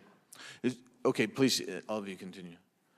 Yeah, as a recipient of a lot of those training range reports, sometimes we only get contextual kind of oral reporting. It'd be nice if they attached all sensor data and there's a system in place that can handle multiple classifications of data. And that's an issue with the F-35, right? That jet was never built to be an ISR platform. And it's a pain in the, we'll just say butt, to get that data off, so, yeah. Great, thank you. Yeah, I would agree with the previous two, being a user of those training ranges, that the data has to be out there. You have to acknowledge that you're seeing them, and then you have to collect the data. Right now, you get the report, someone says, I saw something, but no one collects the radar data to back it up and do research. Okay. Do you believe that the 2019 classification guidelines for UAPs interferes with the federal government's ability to be transparent with the American people? And do you think we need to be more transparent with the American people? All of you, yeah. I'll say yes to that. Yeah, I'm familiar with at least the UAP Task Force 2019 Security Classification Guide. I think it's fair. I did actually help author that with the director. You got a bias that way then. But I will say, I'll call it a lazy attitude about declassifying videos. I mean, I've seen some of the videos of the recent shoot down, and I saw no reason that couldn't have been released as long as they mask some data. The American people deserve to see that imagery and full motion video. I would think, well, in my opinion, I will say things are overclassified. I know for a fact the video or the pictures that came out in the 2020 report that had the stuff off the East Coast, they were taken with an iPhone off the East Coast. A buddy of mine was one of the senior people there, and he said they were originally classified at TSSCI. And my question to him was, what's TSSCI about these? They're an iPhone literally off the vacapes. That's not TSSCI. So they're overclassified, and as soon as they do that, they go in a vault, and then you all have to look for them. Yeah, so with the overclassification, that may be one way. Are there other ways that the DOD or intelligence agencies are keeping this information from the American people or even from Congress? I think part of that has been not encouraging reporting. If the problem is not something that can be measured, it's not something that's going to be fixed. Okay, very good. Well, I'm out of time, and I thank you, Mr. Chairman, and I yield back. First of all, without objection, Representative Nick Langworthy of New York has waived on the subcommittee for purpose of questioning witnesses at today's subcommittee hearing. And then we go to Mr. Burleson. Thank you, Mr. Chairman. appreciate you guys coming out today, testifying. Look, I've been here for 6 months, and I'm pretty skeptical. I don't trust anything in this town. And so I think that's because I'm from Missouri. You've got to show me, right? With that being said, there's been a lot of things that have been said in the public, Mr. Grush, and so I want to get down to, if we can, some specifics, right? So at one point you had said that there has been harmful activity or aggressive activity. Has any of the activity been aggressive, been hostile in your reports? I know of multiple colleagues of mine that got physically injured. And the activity, and I got by UAPs or by people within the federal government? Both. Okay, so there has been activity by alien or non-human technology and or beings that has caused harm to humans. I can't get into the specifics in an open environment, but at least the activity that I personally witnessed, and I have to be very careful here, because they tell you never to acknowledge tradecraft, right? So what I personally witnessed, myself and my wife, was very disturbing. Okay. One of my constituents actually sent this next question, and I figured I'd ask it since I had the same thought. You've said that the U.S. has intact spacecraft. You said that the government has alien bodies or alien species. Have you seen the spacecraft? I have to be careful to describe what I've seen firsthand and not in this environment, but I could answer that question behind closed doors. Yeah. And have you seen any of the bodies? That's something I've not witnessed myself. Okay, and so with that being said, the other statement that has been made that was intriguing to me it's intriguing because my view has been that we are billions of light years away from any other system. And the concept that an alien species that's technologically advanced enough to travel billions of light years gets here and somehow is incompetent enough to not survive Earth or crashes is something that I find a little bit far-fetched. And with that being said, you have mentioned that there's interdimensional potential. Could you expound on that? Yeah, to answer your first question, and I'm here as a fact witness and expert, but I will give you a theoretical framework, at least to work off, to kind of espouse crashes, regardless of your level of sentience, right? Planes crash, cars crash. N number of sorties, however high, a small percentage are going to end in mission failure, if you will, as we say in the Air Force. And then in terms of multidimensionality, that kind of thing, the framework that I'm familiar with, for example, is something called the holographic principle. It derives itself from general relativity and quantum mechanics, and that is, if you want to imagine a 3D object such as yourself casting a shadow onto a 2D surface, that's the holographic principle. So you can be projected, quasi-projected from higher dimensional space to lower dimensional. It's a scientific trope that you can actually cross, literally, as far as I understand, but there's probably guys with PhDs that we could probably argue about that. But you have not seen any documentation that that's what's occurring? Only a theoretical framework discussion, yes. Okay. Okay. Occam's razor is that these aircraft, have they been identified that they are being produced by domestic, military and contractors? Is there any evidence that that's what's being recovered?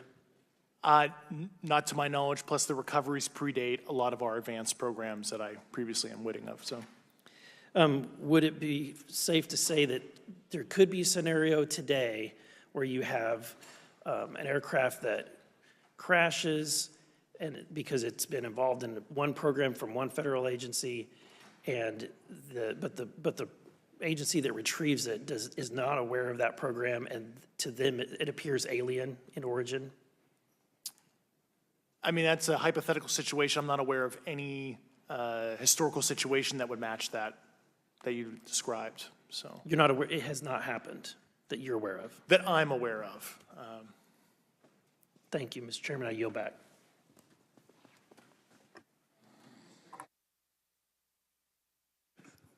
Several months ago, my office received a protected disclosure from Eglin Air Force Base indicating that there was a UAP incident that required my attention.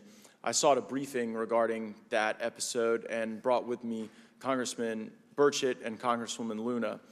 We asked to see any of the evidence that had been taken by flight crew in this endeavor and to observe any radar signature as well as to meet with the flight crew. We were not afforded access to all of the flight crew. And initially, we were not afforded access to images and to radar. Thereafter, we had a bit of a discussion about how authorities flow in the United States of America, and we did see the image. And we did meet with one member of the flight crew who took the image. The image was of something that I am not able to attach to any human capability, either from the United States or from any of our adversaries. And I'm somewhat informed on the matter, having served on the Armed Services Committee for 7 years, having served on the committee that oversees DARPA and advanced technologies for several years. When we spoke with the flight crew, and when he showed us the photo that he'd taken, I asked why the video wasn't engaged, why we didn't have a FLIR system that worked. Here's what he said. They were out on a test mission that day over the Gulf of Mexico. And when you're on a test mission, you're supposed to have clear airspace. Not supposed to be anything that shows up. And they saw a sequence of 4 craft in a clear diamond formation for which there is a radar sequence that I alone have observed in the United States Congress. One of the pilots goes to check out that diamond formation and sees a large floating, what I can only describe as an orb. Again, like I said, not of any human capability that I'm aware of. And when he approached, he said that his radar went down, he said that his FLIR system malfunctioned, and that he had to manually take this image from one of the lenses, and it was not automated in collection, as you would typically see in a test mission. So I guess I'll start with Commander Fravor. How should we think about the fact that this craft that was approached by our pilot had the capability of disarming a number of the sensor and collection systems on that craft? Well, I think this goes to that national security side, and you can go back through history of things showing up at certain areas and disabling our capabilities, which is disheartening. And for us, I mean, like I said, it completely disabled the radar on the aircraft when it tried to do it, and the only way we could see it is passively, which is how he got that image. So I think that's a concern on what are these doing, not only how do they operate, but their capabilities inside to do things like this. And how should we think about 4 craft moving in a very clear formation, equidistant from one another, in a diamond? In all of the phenomenon, perhaps, Mr. Grave, that you've analyzed, have we ever seen multiple craft in a single formation? I have one particular case, and that was during the gimbal incident. The recording on the AT FLIR system shows a single object that rotates. You hear the pilots refer to a fleet of objects that is not visible on the FLIR system, and that was something that I witnessed during the debrief as part of the radar data on the situational awareness page. I would like to add, however, Congressman, there's a small bit of anger, I would say. I would feel that those pilots are still facing that difficulty in reporting this topic, and they don't have the tools to be able to mitigate this issue. It just goes to show how serious this is and why this is such an important issue for our pilots and for our nation. It was stated explicitly to me by these test pilots that if you have a UAP experience, the best thing you can do for your career is forget it and not tell anyone. Because any type of reporting, either above the surface or below the surface, does have a perceived consequence to these people, and that is a culture we must change if we want to get to the truth. Mr. Chairman, I would observe that perhaps as we move forward from this hearing, there are some obvious next steps. Every person watching this knows that we need to meet with Mr. Grush in a secure, compartmentalized facility so that we can get fulsome answers that do not put him in jeopardy and that give us the information we need. Second, I would suggest that the radar images that were collected of this formation of craft out of Eglin Air Force Base, and specifically the actual image taken by the actual flight crew that we can actually validate be provided to the committee, subpoenaed if necessary, so that we're able to track how to get this type of reporting and analysis done in a more fulsome way. That would be my recommendation, humbly, as a guest here of the Fine Oversight Committee. I yield back. Ms. Mays? Thank you, Mr. Chairman, and good morning to our witnesses who are testifying today. I want to thank each of you for being here to discuss a topic of grave importance to our national security. Earlier this year, a Chinese spy balloon was shot down off the coast of my home state of South Carolina. Since the Roswell incident in 1947, many Americans have wondered about the dangers of unknown objects crisscrossing our skies. Whether these are UAPs or weather phenomena, advanced technology from American allied or enemy forces, or something more out of this world. So my first question, I have several questions, and if we could just be quick on these first two, I'm going to ask each of you the same question, and then I'll get to each of you individually. The first one, when you reported your experiences with a UAP, did any of you face any repercussions with your superiors, yes or no? No. No. I've actually never seen anything personally, believe it or not. So. All right. And then do you believe there's an active disinformation campaign within our government to deny existence of UAPs, yes or no? I don't have an answer to that. As previously stated publicly, yes. I think previously with like Project Blue Book, yes, but currently I don't speak for the United States government. Okay, thank you. I have a few questions for Mr. Graves. What percentage of UAP sightings, in your belief, go unreported by our pilots? This is an approximation based off of my personal experience speaking with a number of pilots, but I would estimate we're somewhere near 5% reporting, perhaps. So like 95% basically don't report seeing UAPs? That's just my personal estimate. In the incident off Virginia Beach, do you believe the Navy took the danger to your aircraft seriously after it was reported? Absolutely.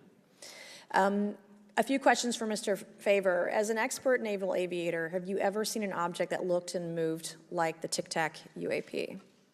No. Did the Tic Tac UAP move in such a way that defied the laws of physics? The way we understand them, yes. Many dismiss UAP reports as classified weapons testing by our own government, but in your experience as a pilot, does our government typically test advanced weapon systems right next to multi-million-dollar jets without informing our pilots? No, we have test ranges for that. It took over 15 years for your encounter with the Tic Tac to be declassified. Do you feel there was a good reason to prevent lawmakers from having access to this footage? No, I just think it was ignored when it happened, and it just sat somewhere in a file, never got reported. In a drawer. It happens a lot up here. Shocker. Mr. Grush, a couple of questions for you too, sir, this morning.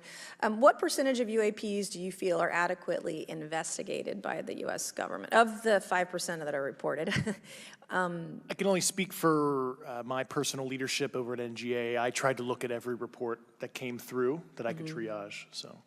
Do you believe that officials at the highest levels of our national security apparatus have unlawfully withheld information from Congress and subverted our oversight authority? There are certain elected leaders that had more information that I'm not sure what they've shared with certain Gang of Eight members or et cetera, but certainly I would not be surprised. Okay. You've stated that the government is in possession of potentially non-human spacecraft. Based on your experience and extensive conversations with experts, do you believe our government has made contact with intelligent extraterrestrials? Something I can't discuss in public setting. Okay, I can't ask when you think this occurred. If you believe we have crashed craft, stated earlier, do we have the bodies of the pilots who piloted this craft? As I've stated publicly already in my News Nation interview, biologics came with some of these recoveries, yeah. Were they, I guess, human or non-human biologics? Non-human, and that was the assessment of people with direct knowledge on the program I talked to that are currently still on the program. And was this documentary evidence, this video, photos, eyewitness? Like, how would that be determined? The specific documentation I would have to talk to you in a skiff about. Gotcha. Okay.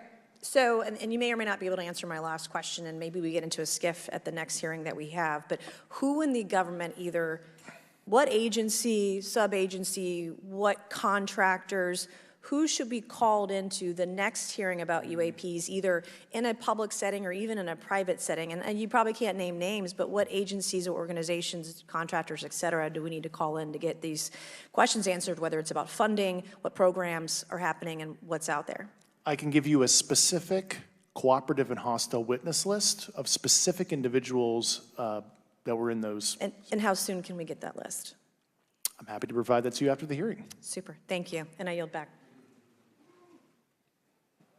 Okay, now we have Mr. Langworthy. Is he here? Okay. Thank you very much. I'd like to thank all of the witnesses for being here today to discuss this very unique topic. And I'd like to jump right into my questions, if you don't mind. Commander Fravor, can you briefly describe your background? Yeah, I was an enlisted Marine, Naval Academy graduate, Navy, flew for 18 years, got a master's from University of Houston, and I've worked in the private sector for the last, 16 years, 17 years. I do a lot of defense work. So. Really gold-plated credentials. Commander Fravor, we have all seen the floating Tic Tac video that you engaged with on November 14th, 2004. Can you briefly talk about why you were off the coast of San Diego that day? Yeah, we were at a workup with all the battle groups, so we integrate the ships with the carrier, the air wing with the carrier, and we start working. So we were doing an air-to-air defense to hone not only our skills, but those of the USS Princeton when they had been tracking them for 2 weeks. The problem was that there was never manned aircraft airborne when they were tracking them, and this was the first day, and unfortunately, we were the ones airborne and went and saw it. Do you remember the weather that day? Was it cloudy or windy or anything out of the ordinary on the Pacific coast? It was actually, if you're familiar with San Diego, it was a perfect day, light winds, no white caps, clear skies, not a cloud. It was, for flying, it was the best.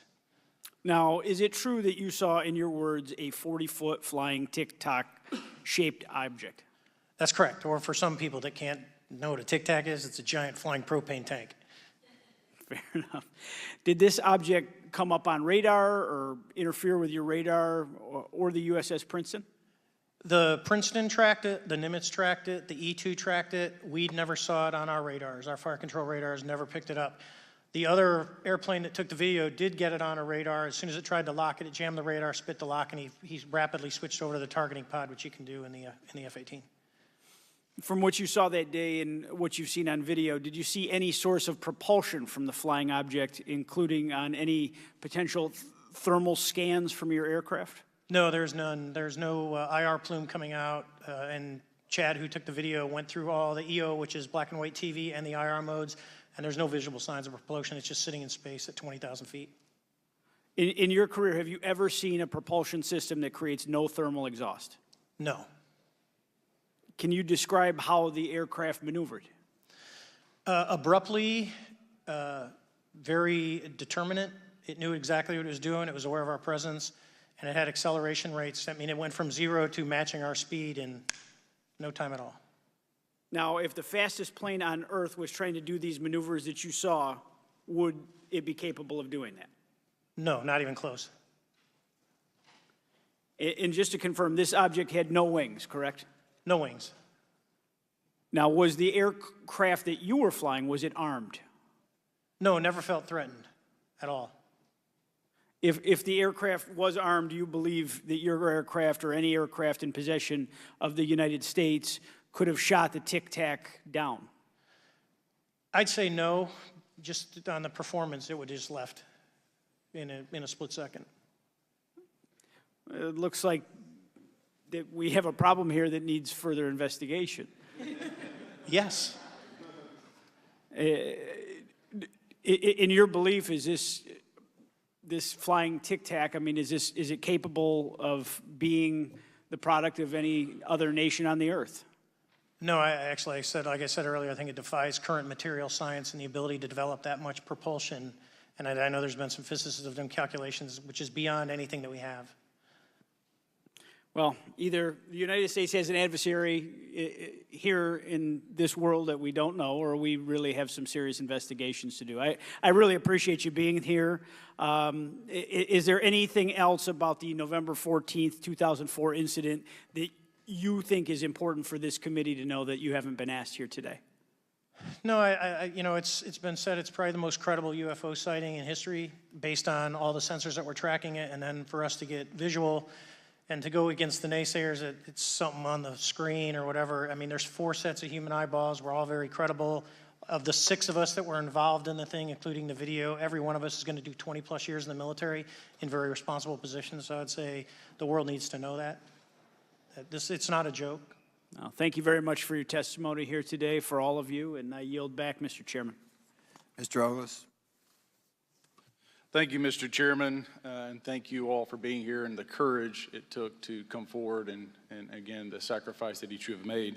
I serve on the National Security Subcommittee for the Financial Services Committee, so I really want to stay in the national security lane, if I may. So when we think about traditional adversaries and both us towards them and them towards us, we probe their capabilities. We look for weaknesses, and we collect that data, that reconnaissance for in the event we need it in the future. For each of you, yes or no question, based off of your own experience or the data that you've been privy to, is there any indication that these UAPs could be essentially collecting reconnaissance information? Mr. Graves? Yes. Mr. Grush? Fair assessment, yeah. Mr. Fravor? Very possible. Again, in the national security vein, is it possible that these UAPs would be probing our capabilities? Yes or no, Mr. Graves? Yes. Grush? Yes. Fravor? Definitely. Is it possible that these UAPs are testing for vulnerabilities in our current systems? Yes. Yes. Possible. Do you feel, based off of your experience and the information that you've been privy to, that these UAPs provide an existential threat to the national security of the United States? Mr. Graves? Potentially. Yes, sir, potentially. Same answer, potentially. Yeah, I'd say Fravor? definitely, potentially. Mr. Graves and Fravor, in the event that your encounters had become hostile, would you have had the capability to defend yourself, your crew, your aircraft? Absolutely not. Sir? No. Is based off of the information that you've been privy to, is there any indication that these UAPs are interested in our nuclear technology and capabilities? Yes. By external observation, sure, that could be a fair assessment, yeah. Yes. Is there any indication that the Department of Energy is involved in UAP data collection and housing? I don't have an answer. I can't confirm or deny that in a public setting. And could you do it in a secure setting? Yes. Mr. Fravor? No, I don't know. Mr. Chairman, I think I'm the last member to go, but there clearly is a threat to the national security of the United States of America. As members of Congress, we have a responsibility to maintain oversight and be aware of these activities so that, if appropriate, we take action. I would encourage the chairman to demand that we have any and all, but in particular Mr. Grush, talk to us in a skiff.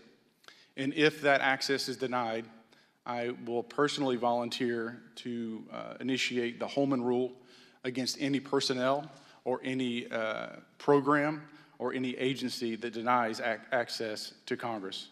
Mr. Chairman, with that, I will yield the remainder of my time to my fellow colleague from Tennessee, Mr. Burchett. Thank you, Mr. Chairman. Thank you, Mr. Ogles, for the great questions, brother. Mr. Grush, I might have asked this before, but I want to make sure. Do you have any personal knowledge of someone who's possibly been injured working on legacy UAP reverse engineering? Yes. Okay. How were they injured? Is it something like a radioactive type situation or something we didn't understand? I've heard people talk about Havana syndrome type incidences. What was your recollection of that? I can't get into specifics, but you could imagine assessing an unknown unknown. There's a lot of potentialities you can't fully prepare for. How do you think we ought to handle UAP whistleblower complaints like yours in the future? Yeah, there was some issue with mine. So, PPD 19 process, it goes to the Intel committees, either through PPD 19 or ICD 120. There's not a good way for the Intelligence Community Inspector General to provide that to other committees. And I asked my information to be sent to the House and Senate Armed Services Committee because there are Title X equities at play, but there was no smooth process to do so. Yeah. That's a trash can. Are you aware of any individuals that are participating in reverse engineering programs for non-terrestrial craft? Personally, yes. Do you know any that would be willing to testify if there were protections for them? Certainly closed door and assurances that breaking their NDA, they're not going to get administratively punished for so. Yeah. I yield, Mr. Chairman. Thank you. I'm going to do something a little bit out of the ordinary here. We're going to give 3 people a chance at an additional 3 minutes. So, Mr. Burchett, do you want to keep going? Why don't you come back to me, Mr. Chairman? Ms. Luna, if is she on that list? Sure. Chairman, I'd like to submit for the record an article by News Nation, and it follows Mr. Grush's full interview for the record. Without objection. Thank you. Mr. Grush, why is it that you refer to the phenomenon as non-human intelligence? Why deviate from the basis of extraterrestrial life? I think the phenomenon is very complex, and I like to leave an open mind analytically to specific origin.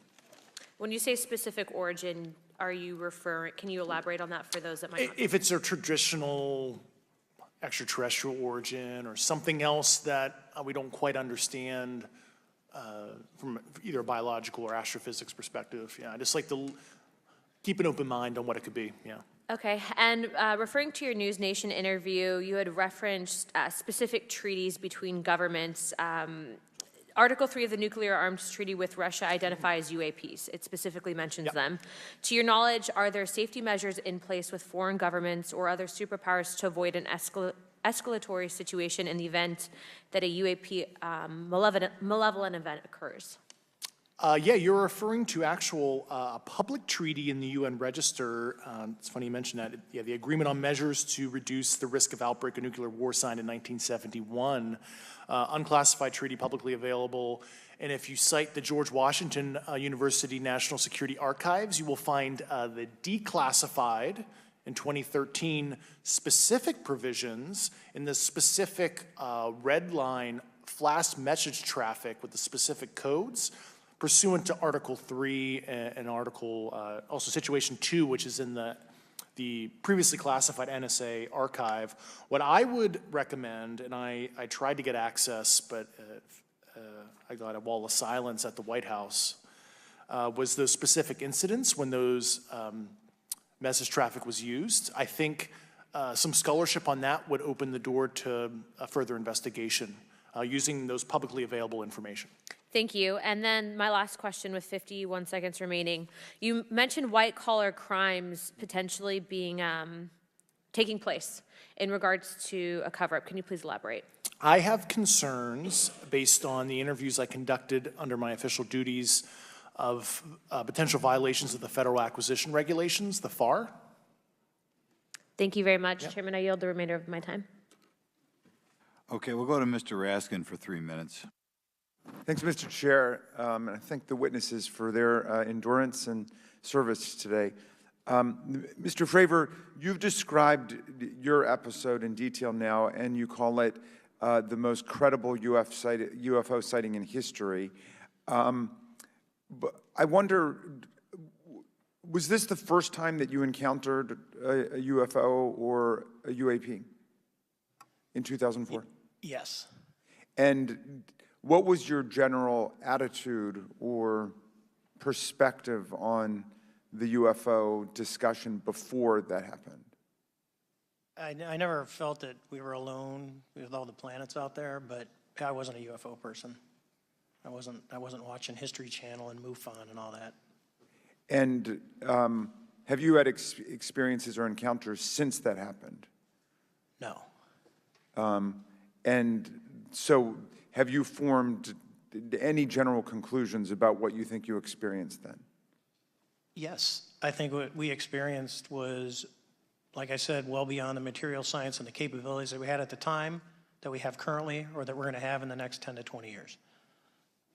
Very good. Mr. Grush, you've been able to answer in great detail on certain questions, and then other things you say you're not able to respond to. Can you just explain where you're drawing the line and what's the basis for that? Yeah, based on my DOPSR security review and what they've determined that is unclassified. I see. So you're answering any questions that just call upon your knowledge of unclassified questions, but anything that relates to classified matters you're not commenting on in this context? In an open session, but happy to participate in a closed session at the right level, yeah. Okay. And Mr. Graves, you've said that there are dozens of fellow pilots, military pilots. Are there also commercial pilots who've encountered the same kind of sightings that you described before? They are similar. Commercial pilots have less range and less sensors to be able to reach out and look for objects over wide swaths of airspace. And so pilots are seeing them, commercial pilots are seeing them, and they're typically closer, and the range of what they're seeing is pretty large. What is the most vivid, concrete sighting with the naked eye of the objects that you described before, the cube-like objects? Certainly. I think the most vivid sighting of that would have been near midair that we had at the entrance to our working area. One of these objects was completely stationary at the exact entrance to our working areas, not only geographically but also at altitude. So it was right where all the jets are going, essentially, on the eastern seaboard. The two aircraft flew within about 50 feet of the object, and that was a very close visual sighting. And you were in one of the aircraft? I was not. I was there when the pilot landed. He canceled the mission after, and I was there. He was in the ready room with all his gear on, with his mouth open, and I asked him what the problem was, and he said he almost hit one of those darn things. He said he was 50 feet away from it? Yes, sir. And his description of the object was consistent with the description you gave us before? A dark gray or a black cube inside of a clear sphere. Inside of a clear sphere? Yes. And with no self-evident propulsion system? No wings, no IR energy coming off of the vehicle, nothing tethering it to the ground. And that was primarily what we were experiencing out there. I'm over time. Thank you very much for your service, and I yield back to you, Mr. Chairman. Very good. Mr. Burchett. Thank you, Mr. Chairman. This is for all three of y'all, starting with Mr. Graves. Why did you come forward on this issue? I came forward because I felt that my colleagues did not have a way to mitigate this safety threat, and I wanted to help them. I was trained as an aviation safety officer by the Navy, and this it just felt right. I felt like I had to help the folks that were still flying and dealing with this. Mr. Grush. Purely a sense of duty. My first sworn oath when I was a cadet 18 years ago, and I still uphold that even out of the uniform. Commander. I was pestered by a friend, and I asked why, and he said, you're the one person that they can't discredit, and you'll add credibility to the New York Times article. And so after about 6 times, I said, okay. Honest. Yeah. This town isn't made, unfortunately, by people like y'all. We thank y'all. And I do want to also thank the people in the audience and the people that are watching this that can't be, people all over the world that have kept this issue alive. You've endured criticism and derogatory remarks, and we're trying to get to the bottom of it. And so God bless y'all. Thank y'all so much. We really appreciate you guys and gals.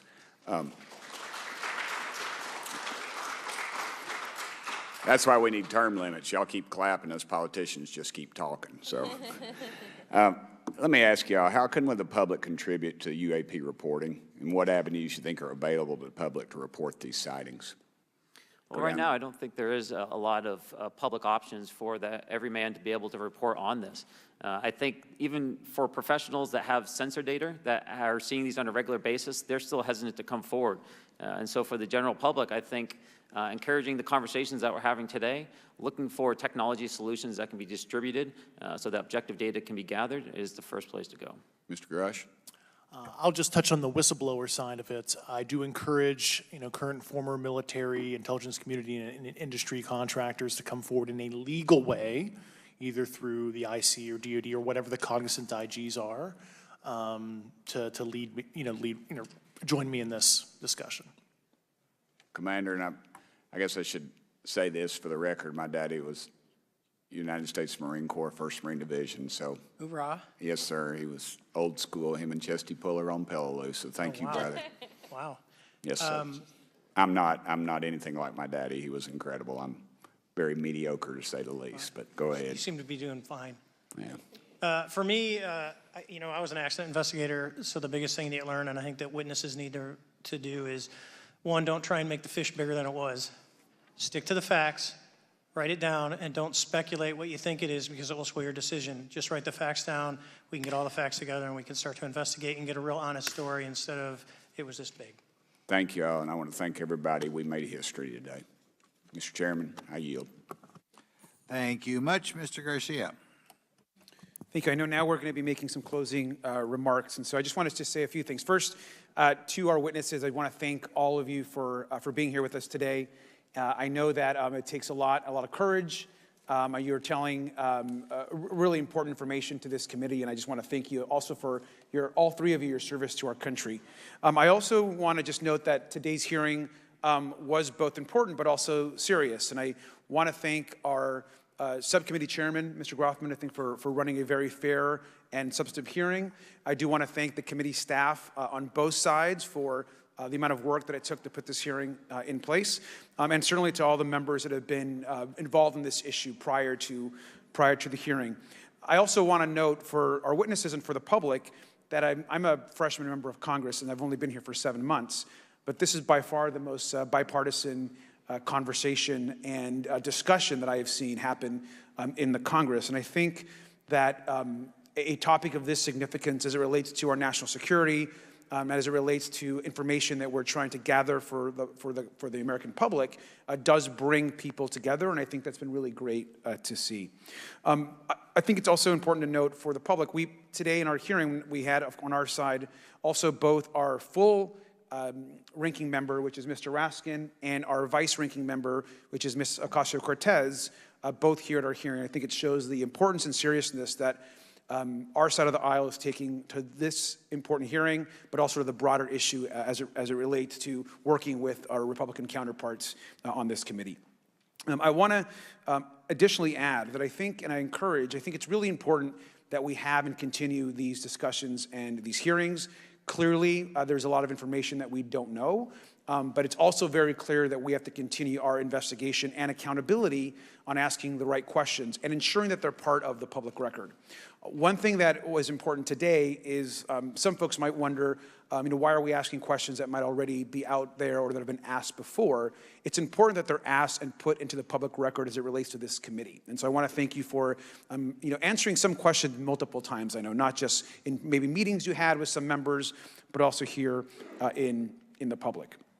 Let me also just add an additional note that it's important also that our friends in the media and those that are not just reporting on this hearing, but that have reported on this topic and that may in the future, the media has an important role in this process. And it's very important that the media engages, does independent investigation, and reports on not just what happened today, but what they see independently as what is happening around UAPs in the broader community.